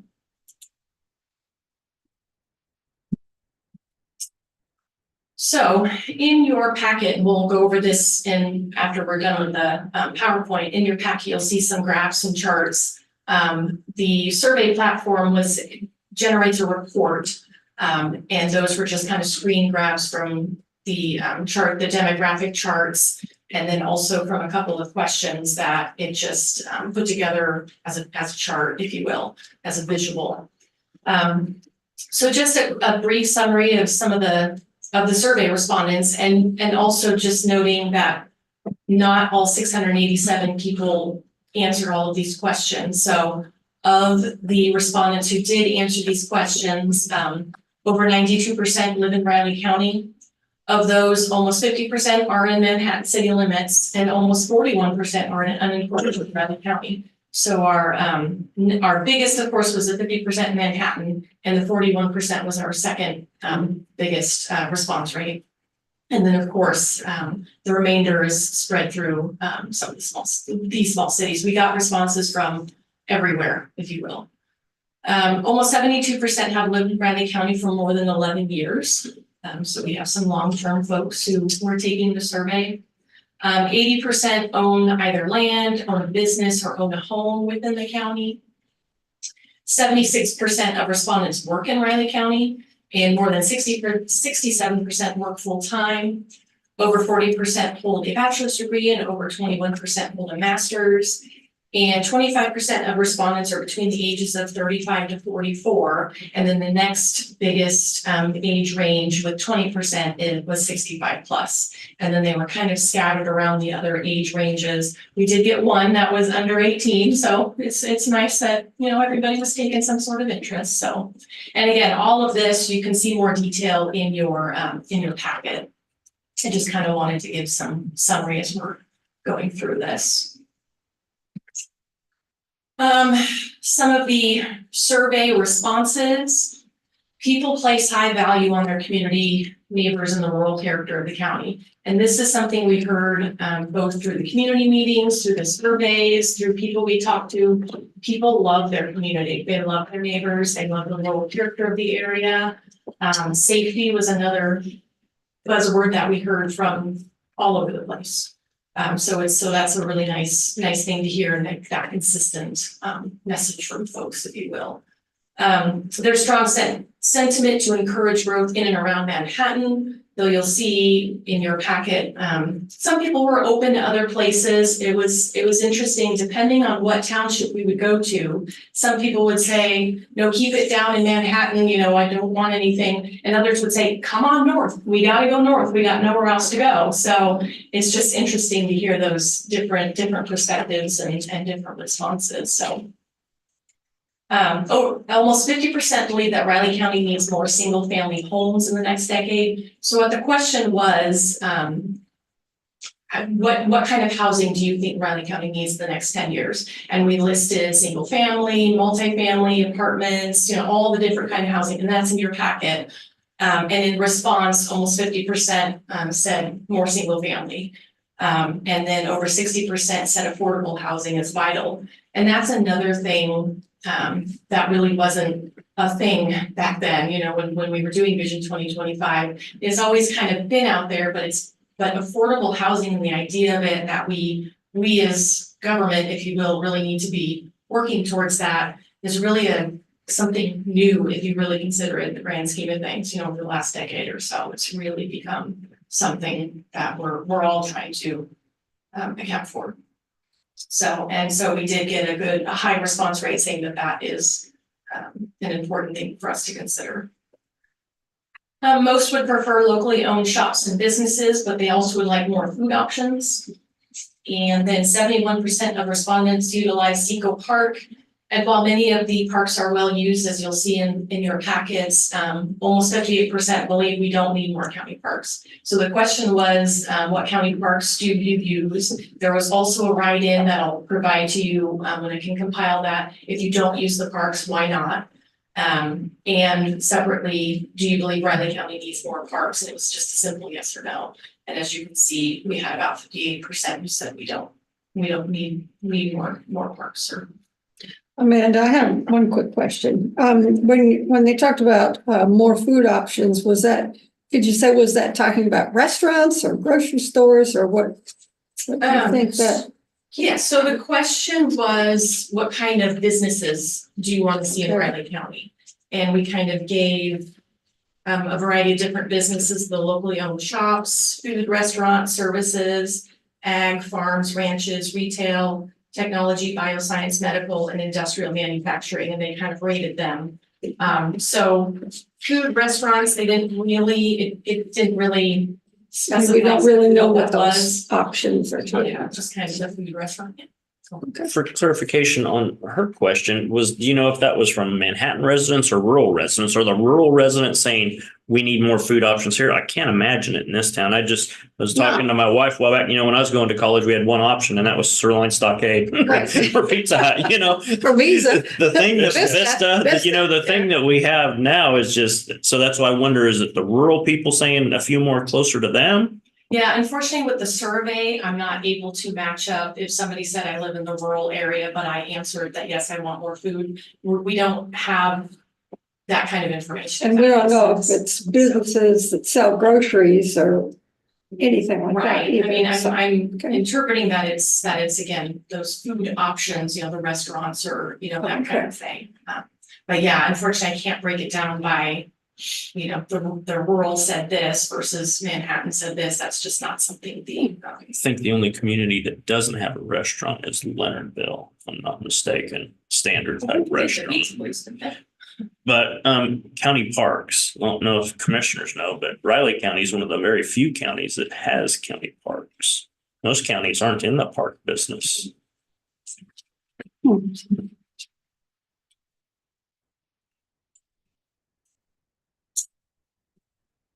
Right, on to our community meetings.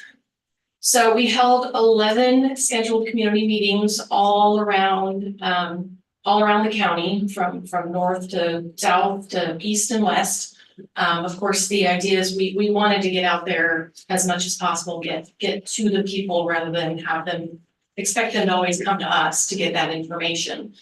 So we, on the left-hand side, there is an example of the notification postcard that we sent out. So those were sent to every address, not just random. They were sent to every address in each township 2 weeks in advance of the corresponding meeting. Now, I made sure to let people know you can go to any meeting. It wasn't so much that you have to stick to your Leonardville meeting or your Randolph meeting or anything. That was just our way of making sure that we were everywhere and that we notified everybody. So we sent postcards out to everybody essentially, to let them know about their meeting or these meetings. As you can see, we sent out 5,066 postcards, and we got 257 people attended over the all 11 meetings. That's about 5% of those notified.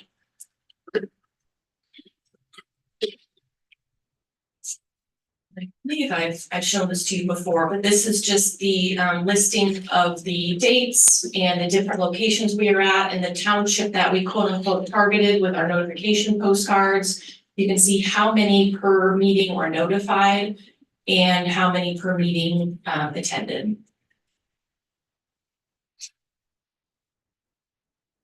So I know it's difficult. I mean, we sent out 5,000 postcards and we only got 257 people.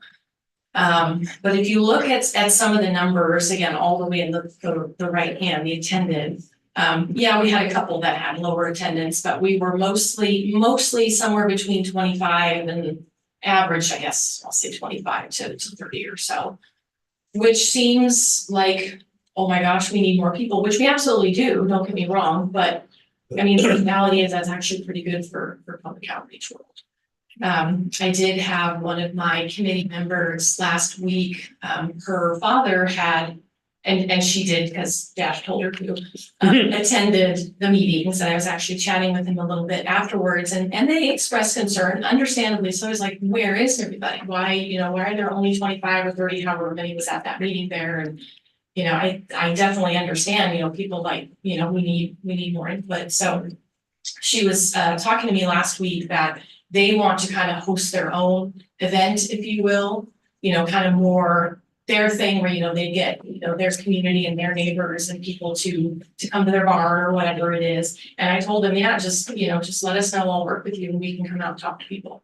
If that's the way it takes to get more people to these meetings and to what we're saying, I will happily take it. So I told her I would, she asked me to send her some options for dates that might work in the evening. And yeah, I told her we'll definitely do that. So I was surprised by Leonardville and Riley's. Yeah. Well, yeah. You know what you should add? Beer and pizza. Beer, yeah, we get a whole bunch of people. Yeah. We had Yeah, coffee and that's the cookies, response. but- I was surprised because you have the largest population congregated in a small area and such a small turnout. I know that. Yeah. Especially Riley, I wasn't too surprised. They're not, I thought. And I say with 9 people, there was not, I'm assuming the 25, you had more response. The 9 people in Riley sent their.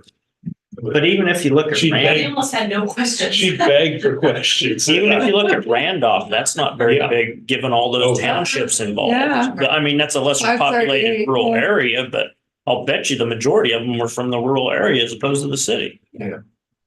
It's just surprising. Yeah. You guys, Just- not that you guys did anything wrong. I'm just surprised that More people didn't show up because we hear stuff all the time. Yeah, I'd say I was really surprised that it's that low. And I said, I don't know, were others as dead as the Riley ones? I will say that yours, they definitely asked the least amount of questions. Most others had some variety of questions. So yeah, they were much quieter to your group. Maybe this. But I mean, but I still feel like we got good, on your cards, that we collected, still got good information, good response there. So. The beer would help relax people to ask questions too. We had the mayor and a couple of commissioners and a couple of former commissioners. That was most of the people at the meeting. Mhm. But it seemed like there was something going on up the street, like everybody was headed to some sort of restaurant up there, so maybe they were busy. Oh, And then we were joking that maybe we should just bring our Yeah, move it over presentation over to the move it restaurant. over to farmhouse, because farmhouse is always, Yeah, it's got a- Well, actually, they have a decent sized room there to use. yeah, they do have it. Yeah. So. All right, so through the community meetings, we of course had a PowerPoint presentation, we went through everything, and of course allowed people to ask questions during the presentation after I knew that. And then we had what I was lovingly referring to as a pop quiz, because everybody likes a quiz. And you can see below there the questions that we asked, but also peppered throughout the presentation, I asked, when we started talking about the public survey, raise your hand if you have taken the survey. I think over the 11 meetings, I had not more than five. So definitely took that opportunity to talk a lot about the survey, how important it is that they take it, tell your friends and neighbors and family. We need as much response to the survey as possible. Also another one I would ask folks kind of at the outset, who knows what comprehensive planning is, had a couple hand raises at each meeting, and who knew we had a current comprehensive plan, again, a couple, amongst some of the meetings. So not a whole lot of information out there, so. And so for the pop quiz, the questions that we asked, kind of mirror some of what we asked through the survey, although of course the survey was a lot more expansive, but what do you like best about Riley County? What do you believe are Riley County's biggest challenges? What does your ideal Riley County look like in 2040?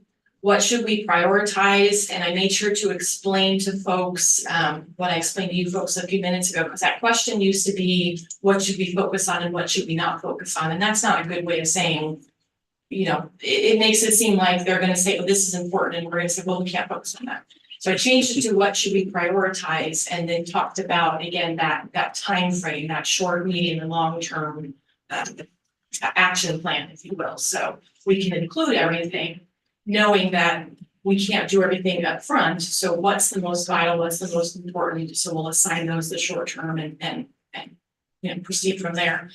And then I think I added the last question, maybe the third or fourth meeting. I just kind of became curious why people chose to attend the meeting.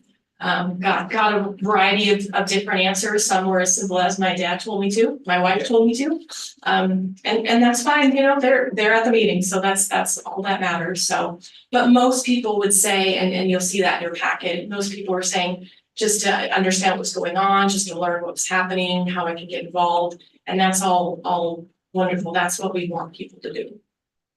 And I made sure to tell people there's no wrong answer. You can say whatever you want, safe space, it's okay. Because a lot of people were concerned that we were there to actually make some sort of regulation change, and that's what we were doing. So our committee, we have our table there. I know it's a little bit of a cluttered slide. So we have a group of 39 members from various regional and local public agencies and private businesses. There are farmers and ag operators on here, folks from various townships and other private citizens, again, scattered around the county. And then we do have 14 county staff from public facing departments. I think in the last report I gave you, it has the full table with what agency or whatnot that they're representing, and then as well as the what subcommittee they're on, but that would have been unreasonable on this, so I just decided to include the names so you could see that. And as a reminder, we have subcommittees. And those are housing, health, infrastructure, economic development, parks and recreation, and agriculture and land use. And most of our committee members, I would say, are on at least one subcommittee, some are on multiple, but then there's ones that aren't on any subcommittee and they're just kind of reviewing the more general nature, and that's wonderful. I am happy to receive any input folks want to provide. So the subcommittees are drilling down a little bit deeper into those particular categories. So I'm asking everybody, whether you're on a subcommittee or not, to of course review existing goals, objectives, and actions, and make recommendations to adjust as needed. Consider public input, and of course make recommendations to our planning board and you folks. So everybody has been asked to do that. And those who aren't in groups, they can, do a little bit more general if there's a particular area they want to look at, or they want to look at all the goals, or if there's something they come up with that's not in there at all. Not that anybody can't do that, but then our groups are, again, more specific to each of those categories, really focusing in on what's there now, what do we need to add, what do we need to change. So that's what they were kind of doing with that.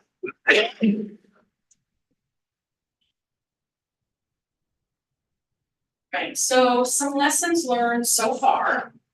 Education, that's a big one, and it's not overly surprising. I think planning and development is generally a misunderstood discipline, if you will, misunderstood department. Most people feel we just, we hand out permits and say no. Dream crusher. Dream crushers, exactly.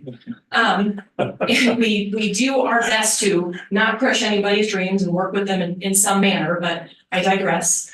So education, as I mentioned a few minutes ago, when I asked who knows what comprehensive planning is, who knows that we have a current comprehensive plan, most people did not raise their hands. So that tells us we need to educate folks. We need to make sure people are aware of what comprehensive planning is, what we're doing with this update, what it's intended for, that they're aware that we already have a current one that is working and that we use regularly. It's not just a plan that we adopt and then it goes on the shelf to be ignored for 10 years. We do make use of our comprehensive plan. And the other thing that was understandably confusing for folks is the difference between city Manhattan city limits and unincorporated Riley County. A lot of people kind of think those are one and the same for comprehensive planning and land use regulation purposes. So I know a lot of the comments we got, through the survey was specific to city Manhattan. And even we did have to do a little educating of some of our committee members, just making sure they understood. We do need to know what's happening in the city of Manhattan and the small cities, because we do all impact each other, but we don't have any jurisdiction and we cannot plan for inside the small cities. So we're, just in the unincorporated part. So just making sure people are aware of what the county actually entails when we do planning like this. And then most important, how they can stay informed and share input. And that's not just for the comprehensive plan. Definitely for this update, because I want as many people involved as possible, but just in general, how can they stay informed of what we're doing in planning and development, and how can they share their input? And really that's, they can come visit us, they can call, they can write, and anything that they want to do to give us some input or find out about, hey, I heard about this, what's that about? We're always there to talk to folks, so just making sure people are aware of that. Public outreach. So we've used a variety of different methods to try to reach out to folks. That newsletter there, I'm still in the works of putting that together. So that hasn't gone out yet. I'll of course show that, run that by you folks before that goes out. But my intent is to, again, have those newsletters, and it's really just kind of the periodic updates about, well, here's what we were able to, here's what's coming up. Most importantly, here's, a meeting maybe that we're having, or draft language will be available on this date. Here's what you can do, all of that kind of information to let people know what we're doing. And again, most importantly, what's coming up that they can be involved in. And I kind of envision it, I'll send it to the email group. I have 139 email addresses that we were able to collect from the survey. And then, of course, I have my committee members and some other folks that we can send it. So send it to the email group, kind of also envision having it at maybe some of the different departments, community locations, just to get that information out there. We have our webpage, of course, and we try to keep that updated with what's going on so people are aware. Social media posts, Vivian keeps people informed about what we're doing with the comp plan update. And then, as I mentioned before, just because the survey is closed, there's still plenty of opportunity for public comment. We're of course going to start putting together some draft language for discussion and review over the next few months. That all of that will be out and available for people to review and provide comment. We want to make sure we're getting this right and we're accurately representing what they told us. So there's still plenty of opportunity for people to give input. So some of the themes, the common themes we've received from public input, and this is across all the public input, the community meetings as well as the survey. A lot of people said, and this was a variety of people, not just a certain township or not just a certain area. People like that small town feel, that rural character with the big city amenities. They like having Manhattan there because it gives them things to do and it gives them places to go and their needs are met and all of that. But then they like, going back out to their, their rural area and their farmstead or whatever it might be. So they like that rural small town feeling, but having those big city amenities close. We heard that from the majority of people. I will say that's the big one. As I mentioned before, people, community, and family that came up a lot. People love their community, they love their neighbors.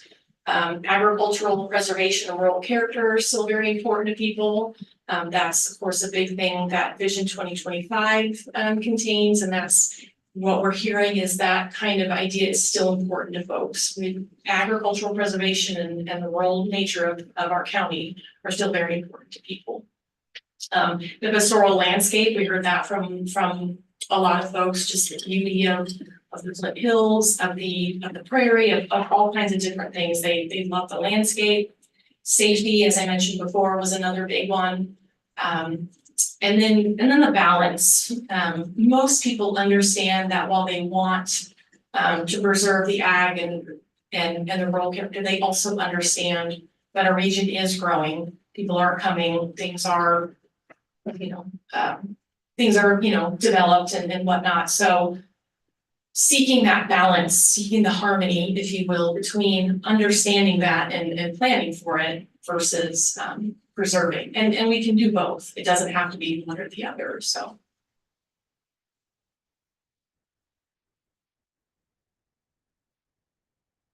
Right. So potential logos and titles. I know we talked a few months ago about, just that, potential logos and titles. We've been calling it Comprehensive Plan 2040, which is not a very exciting name. So it would be wonderful if we could, we don't have to do it right now, but it's something, of course, I want to chat with you folks about. Give it its actual name, name the document, and start referring to it in that manner.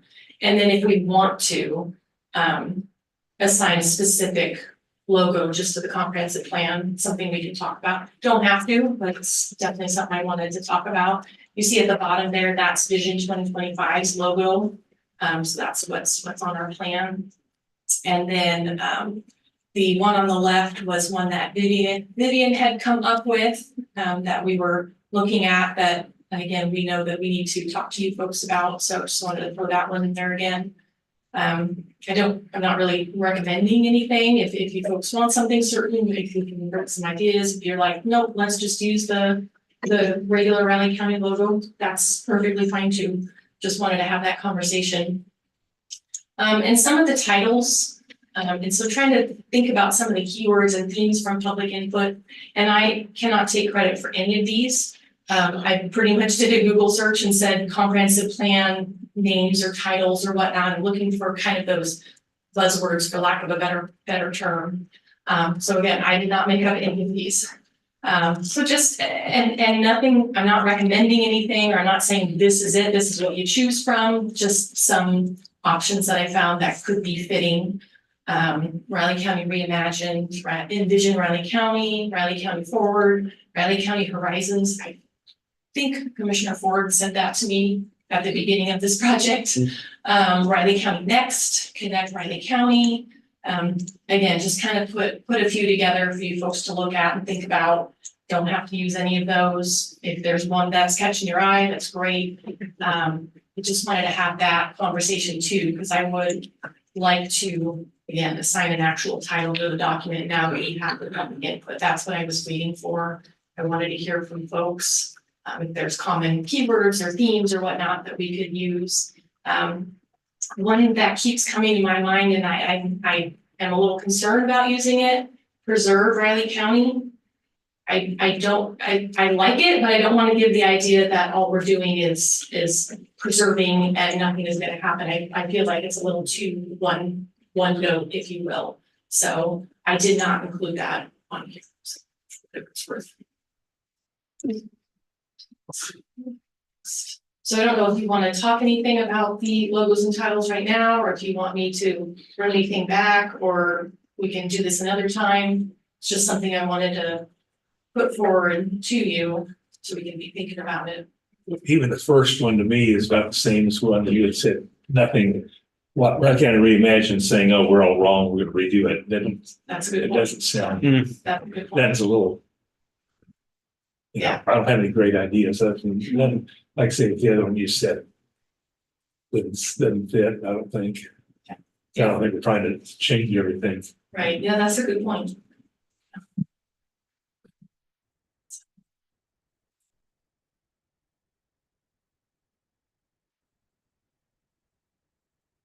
We'll just continue the discussion, so I think your updates, or if you have anything, just let me know. Did Vivian weigh in on any of these?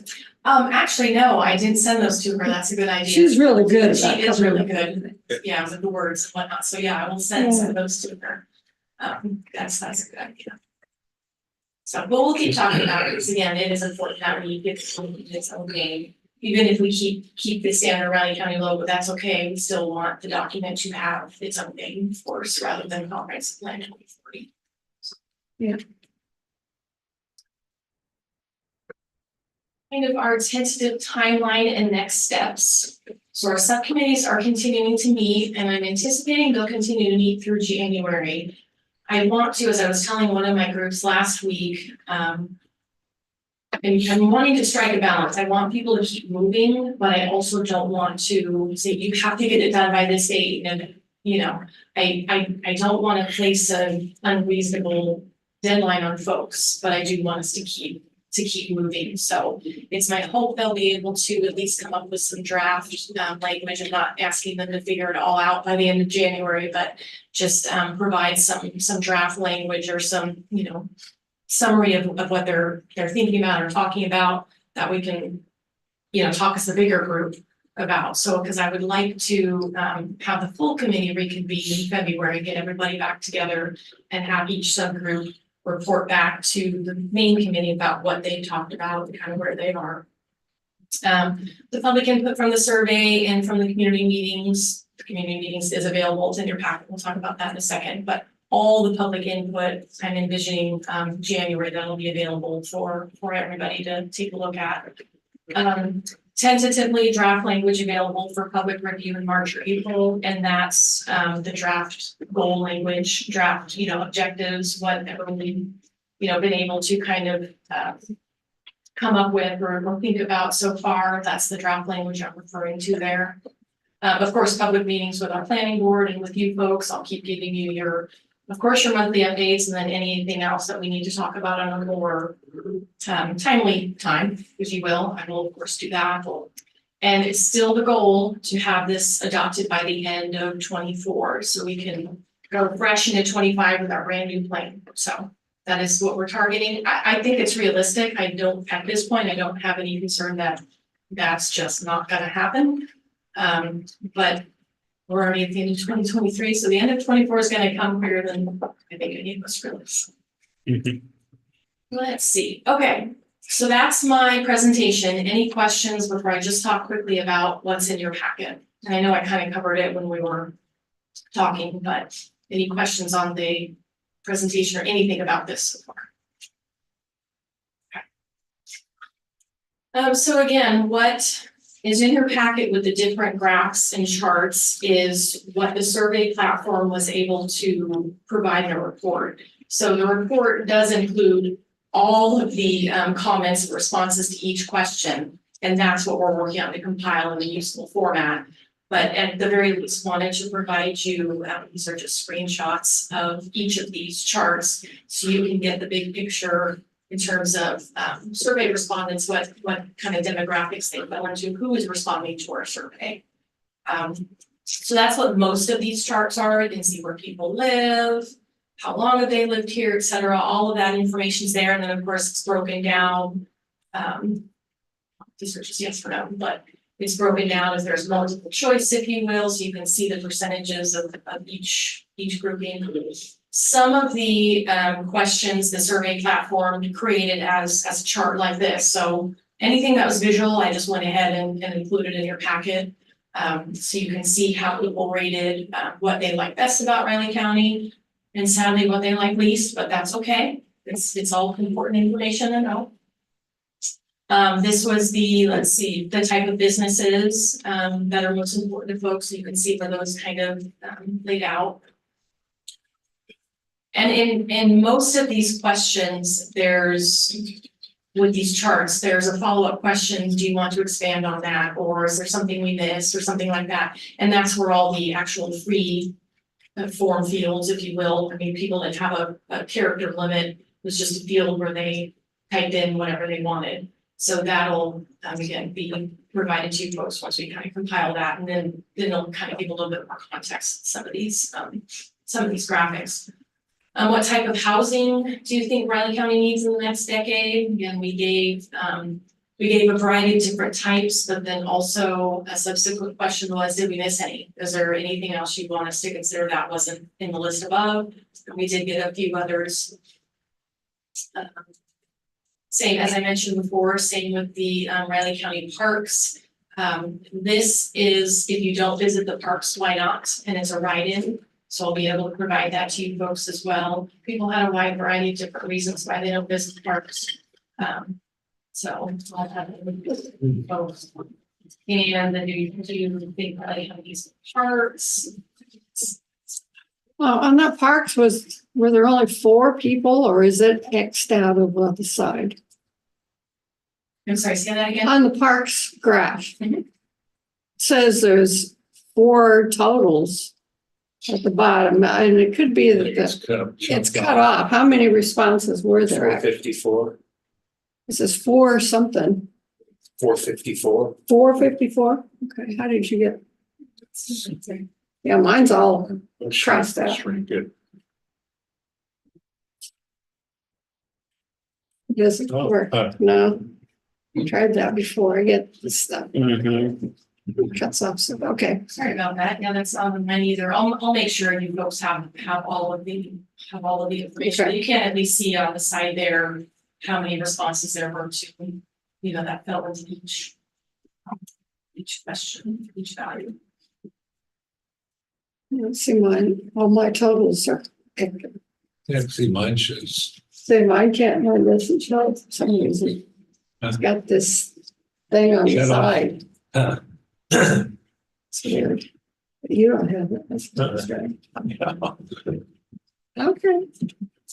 Then we had a question about where people feel growth and development should occur. That's where, as I mentioned, most people were saying Manhattan, which is not surprising. But you can also see that there was other options that people did select. So it wasn't just Manhattan.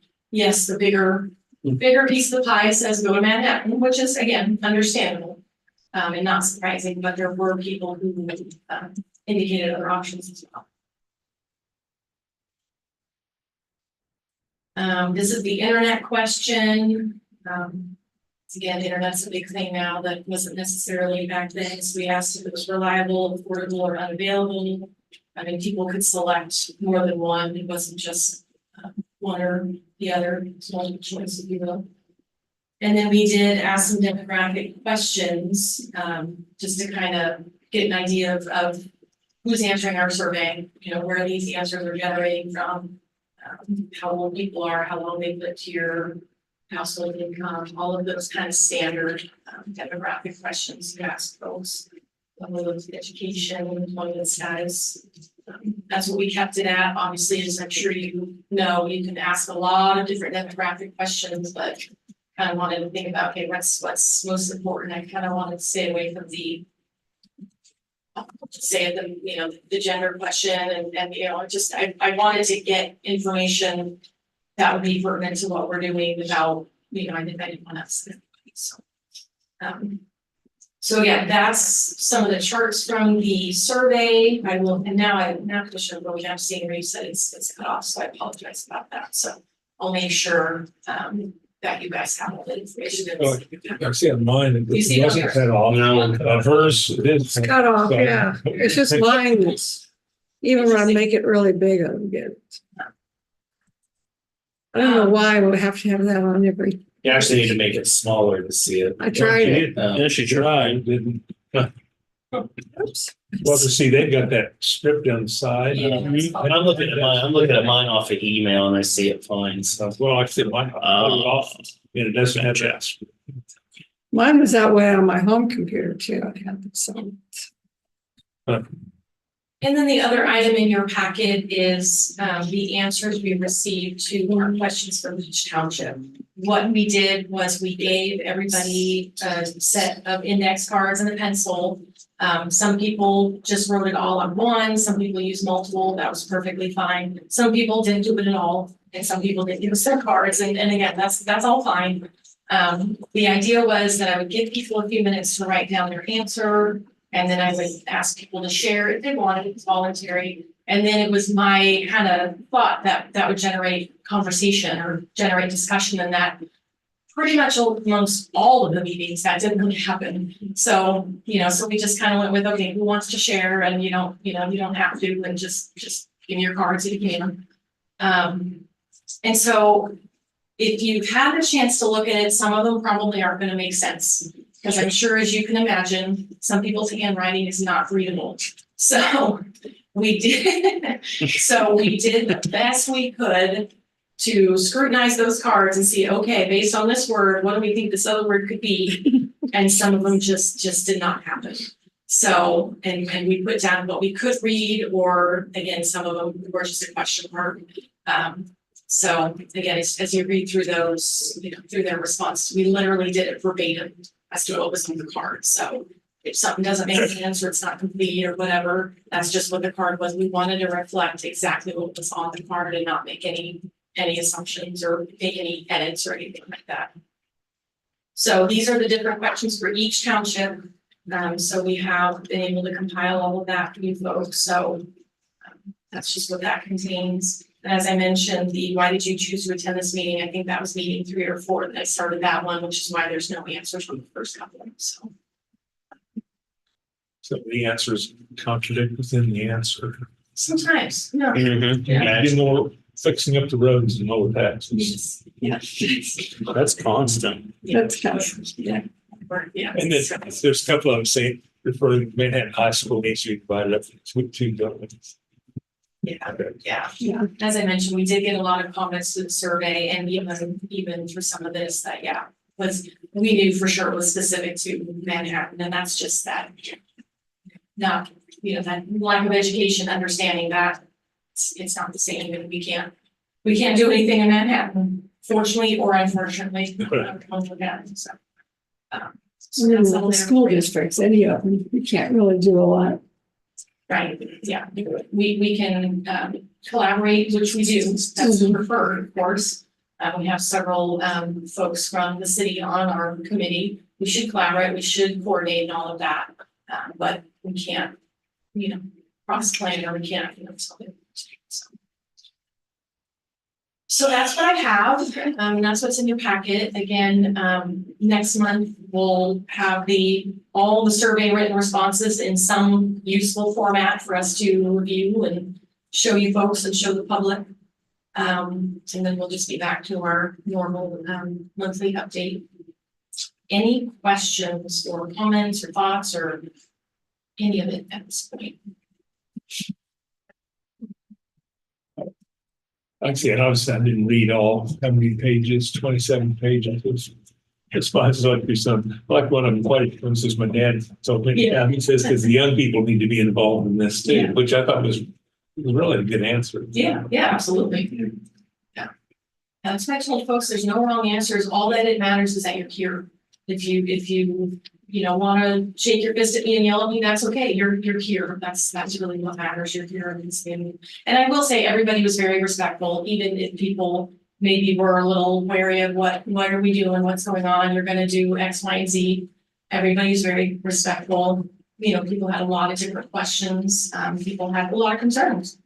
But the meetings where people kept themselves pretty good, so that's good. You've done a lot of work. It's Yes. quite a It's a project. big project. Big. So, You probably wouldn't want to do this in another 5 years. well. It's hard to envision Yeah. 15 years. I mean, realistically though, we'll probably do it again and we'll start it again in 7 years or so, because these plans do need to be updated a little more regularly than 15 years. That's a little too much time. I should review them a little We- bit in between. Yes, they every are. year, every other year. They are reviewed annually, so we do make sure that everything is, you know, it's still meeting the intent and doing what it needs to do. So it does get looked at annually, I should say that. But to have a more major update like we're doing now, we'll probably look at that again in like 7-ish years or so. So. Do it again. So, but that's how these plans are. They're living documents. They change based on our population and what people want. Okay, anything else? Okay, thank you. So much. Thanks, Amanda. Next commissioners, you have David Adams at 11:30.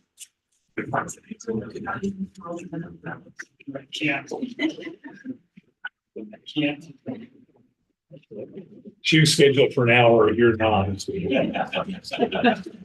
all be leaving within that hour.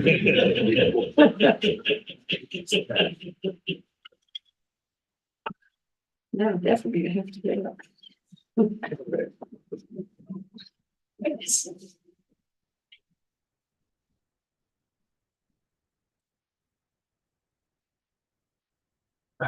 Must be the weather. Joints are just such. I've got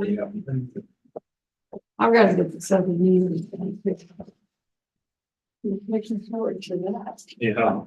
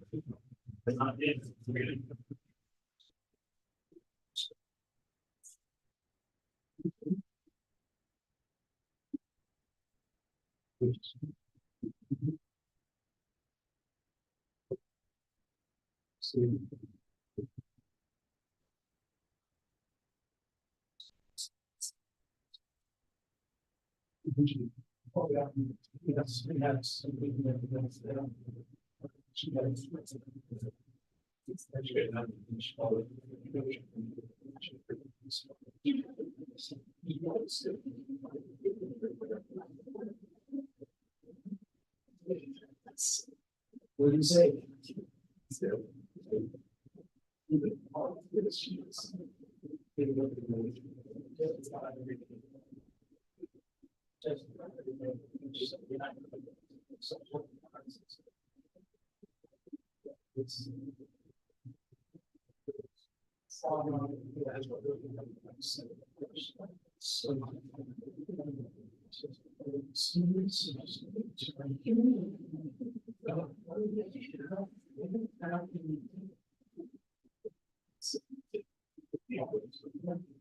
Just what it wants.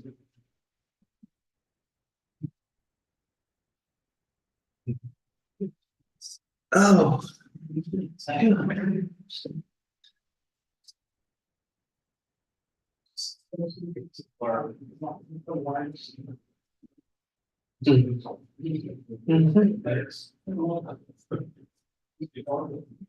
That. What's this? That's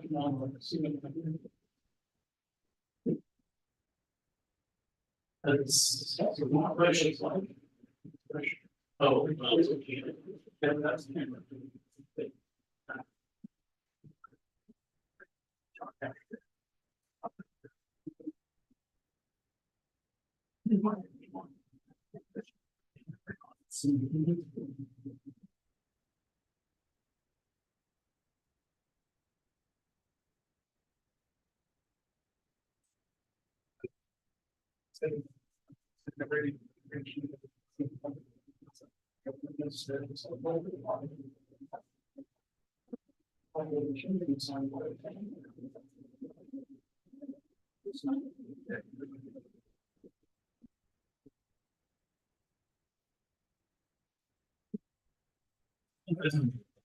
Oh.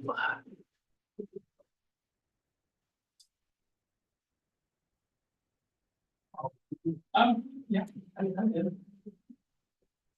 Yep, I'm good.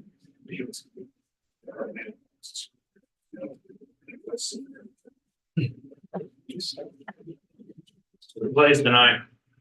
The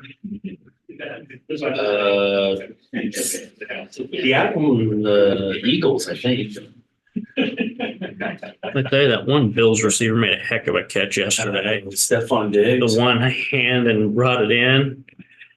That wasn't even the best catch of the day. Oh, it wasn't? That was just. T. Higgins from the Bengals. He made this catch one-handed and was going out of bounds and put his arm out and stretched it across the goal line and just, I mean, barely got the touchdown. He went backwards. Yeah. And, He barely got both heels stuck in there, and then he reached out with his hand and got it across the. I didn't watch a game yesterday. Well, I didn't watch a football game, I watched it. Yeah, you didn't really watch a game there either, really. Half of a practice session or something.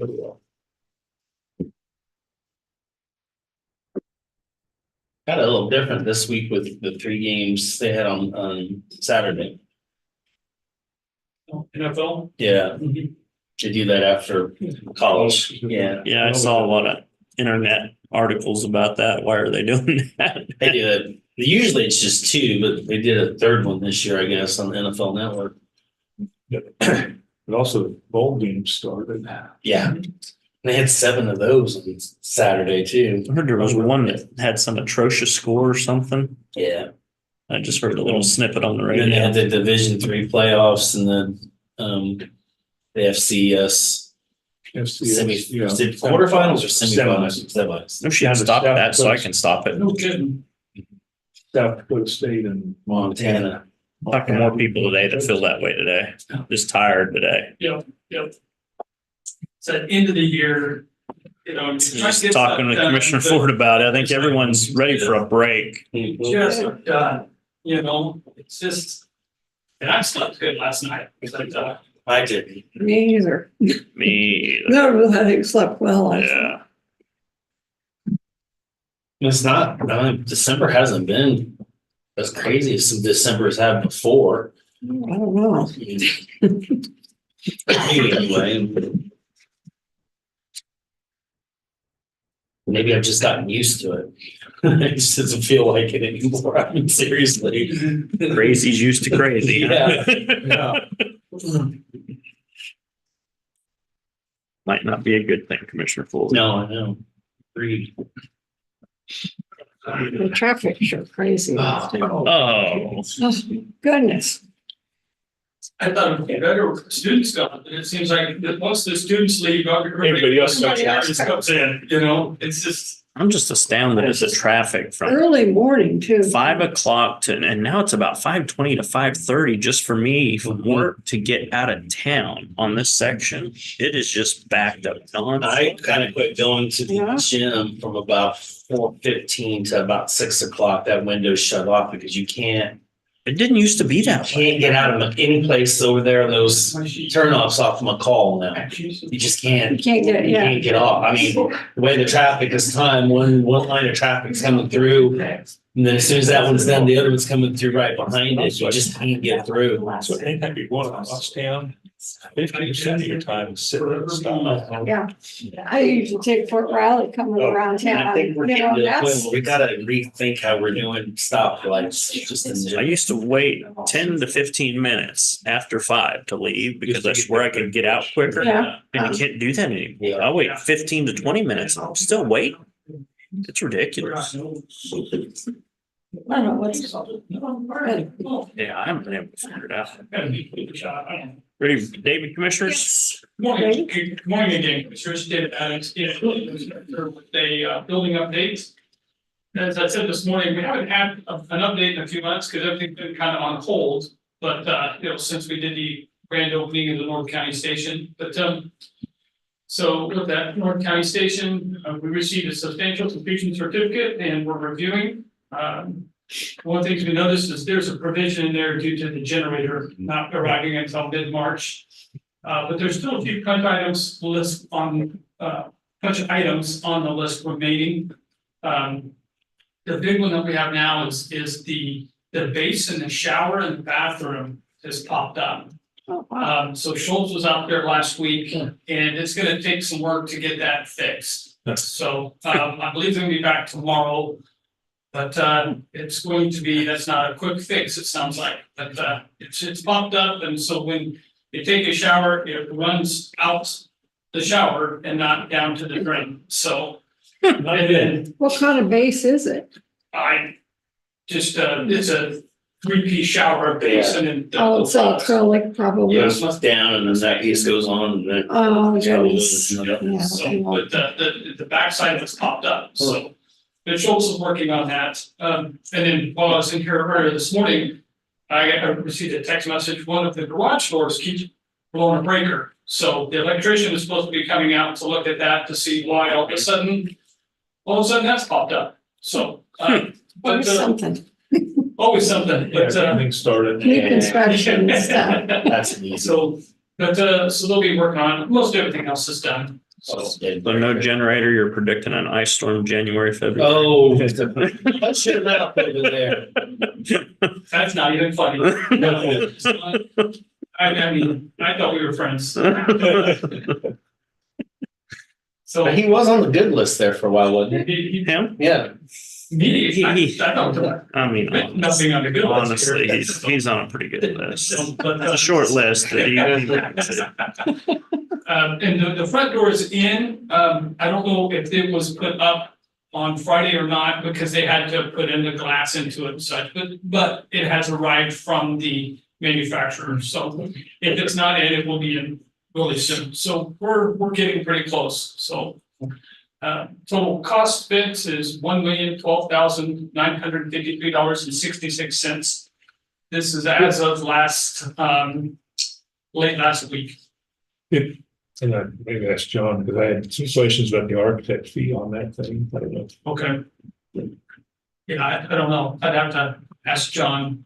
Because I didn't know whether it was a cost plus, that the percentage of fee was astronomical. What was the percent? Because it was like 20% of the cost. Unfortunately, I think 20 to 25 is not atypical anymore. Yeah. I know. It just seemed out of line. That sounds correct, but I don't have that in front of me. But that sounds correct. Double check with John. When we put it out, for He's on bid, vacation. prices came back were ridiculous, but. I agree. Architect fees. Well, You know, that was it's a like. good time to be building new stuff. With that said. I still went to the wrong school. Oh. For the public safety headquarters, and this is another one I need to fix. So Vivian will send me a text, remind me to fix this heading. She sent me one for the substance abuse task force. So I got that fixed on my monthly update for January, so. I'm always watching. The current status, we received a waiver from the state of Manhattan for our construction permit, which we appreciate very much. So, so we thank the city staff and the commission for that. We received bid packages for the furnishings. We reviewed it. There was 2 packages. Some I liked, parts of it I liked, some parts I didn't. So what I told them basically is I'm gonna go through, and Josh and I are probably gonna just do some of this ourselves. So these companies submitted what they think you want. They didn't know what we want. So there was some nice furnishings in there, and this is an ambulance station. This isn't cutting edge.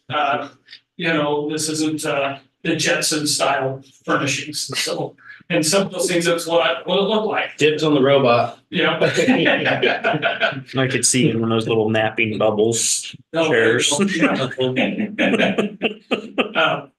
So there was some commentary about what some of those things look like. So, that's all bids. This says all bids must be submitted by December 19th. That has changed. It was changed on Friday to December 20th. Just because we've had a couple pretty large addendums and a lot of questions from the subcontractors. So they've moved it back just a day to give them time to process all the information and then to make any adjustments they need to their bids. So and I think John mentioned this last week or so. We were working on the permitting for our area, and then the city came back and said, hey, what about a public improvement district? So so we're going down that road. The city's been working really well with us on that. As of the last email I had received, we're still waiting to get the list of the property owners from the city. And then once they get that, then we'll start working on the public hearings. So the last email I saw just said that we would get it to you. So, and that was from the city to Kyle, the architect. So maybe there's an email that was sent that I wasn't included on, but I don't believe so. They usually do a pretty good job of keeping me in the loop on this. But as I say here, the legal description has been provided, and then once we get the property owners, then Kyle will move forward on that. So we'll help him in whatever way. I'm sure he's going to need some place to have these meetings and some times and things like that. And we'll take care of all of that once we hear from him.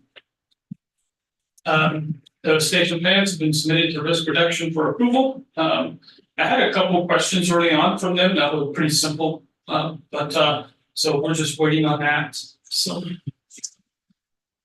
and then upcoming, so late December, as I said, the bids will come in. They'll start reviewing them as soon as they come in. And then the first half of January, they will bring those to our building committee and go through those bids with us and give us their thoughts and their steps moving forward.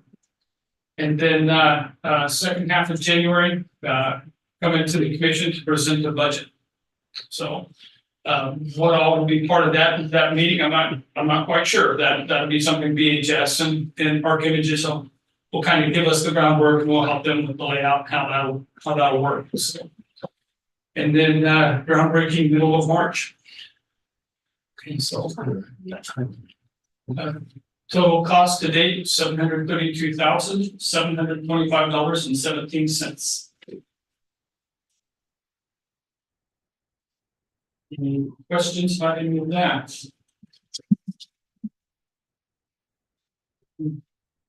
Sounds like it'll be a little bit busier month in January for our building committee and such. So I'm sure there's going to be quite a bit of information for us to digest. There'll be a pile coming in. Yep.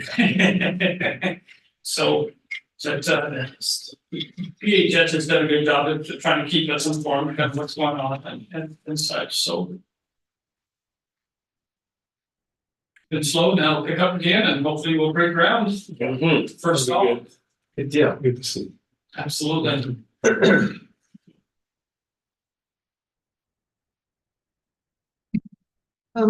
do have a question, and this may be dumb, but I ask a lot of dumb questions, Commissioner, so. the public improvement district, I'm not totally familiar with what that what that is, Good question. why we would do that. It is It's a good question. because initially it was to do rezone all of the county off, all of this county space. From the health department through Pawnee. And then it was like, well, that's a really big task. So then we talked about just changing the zoning for the current EMS station and then where we're gonna build.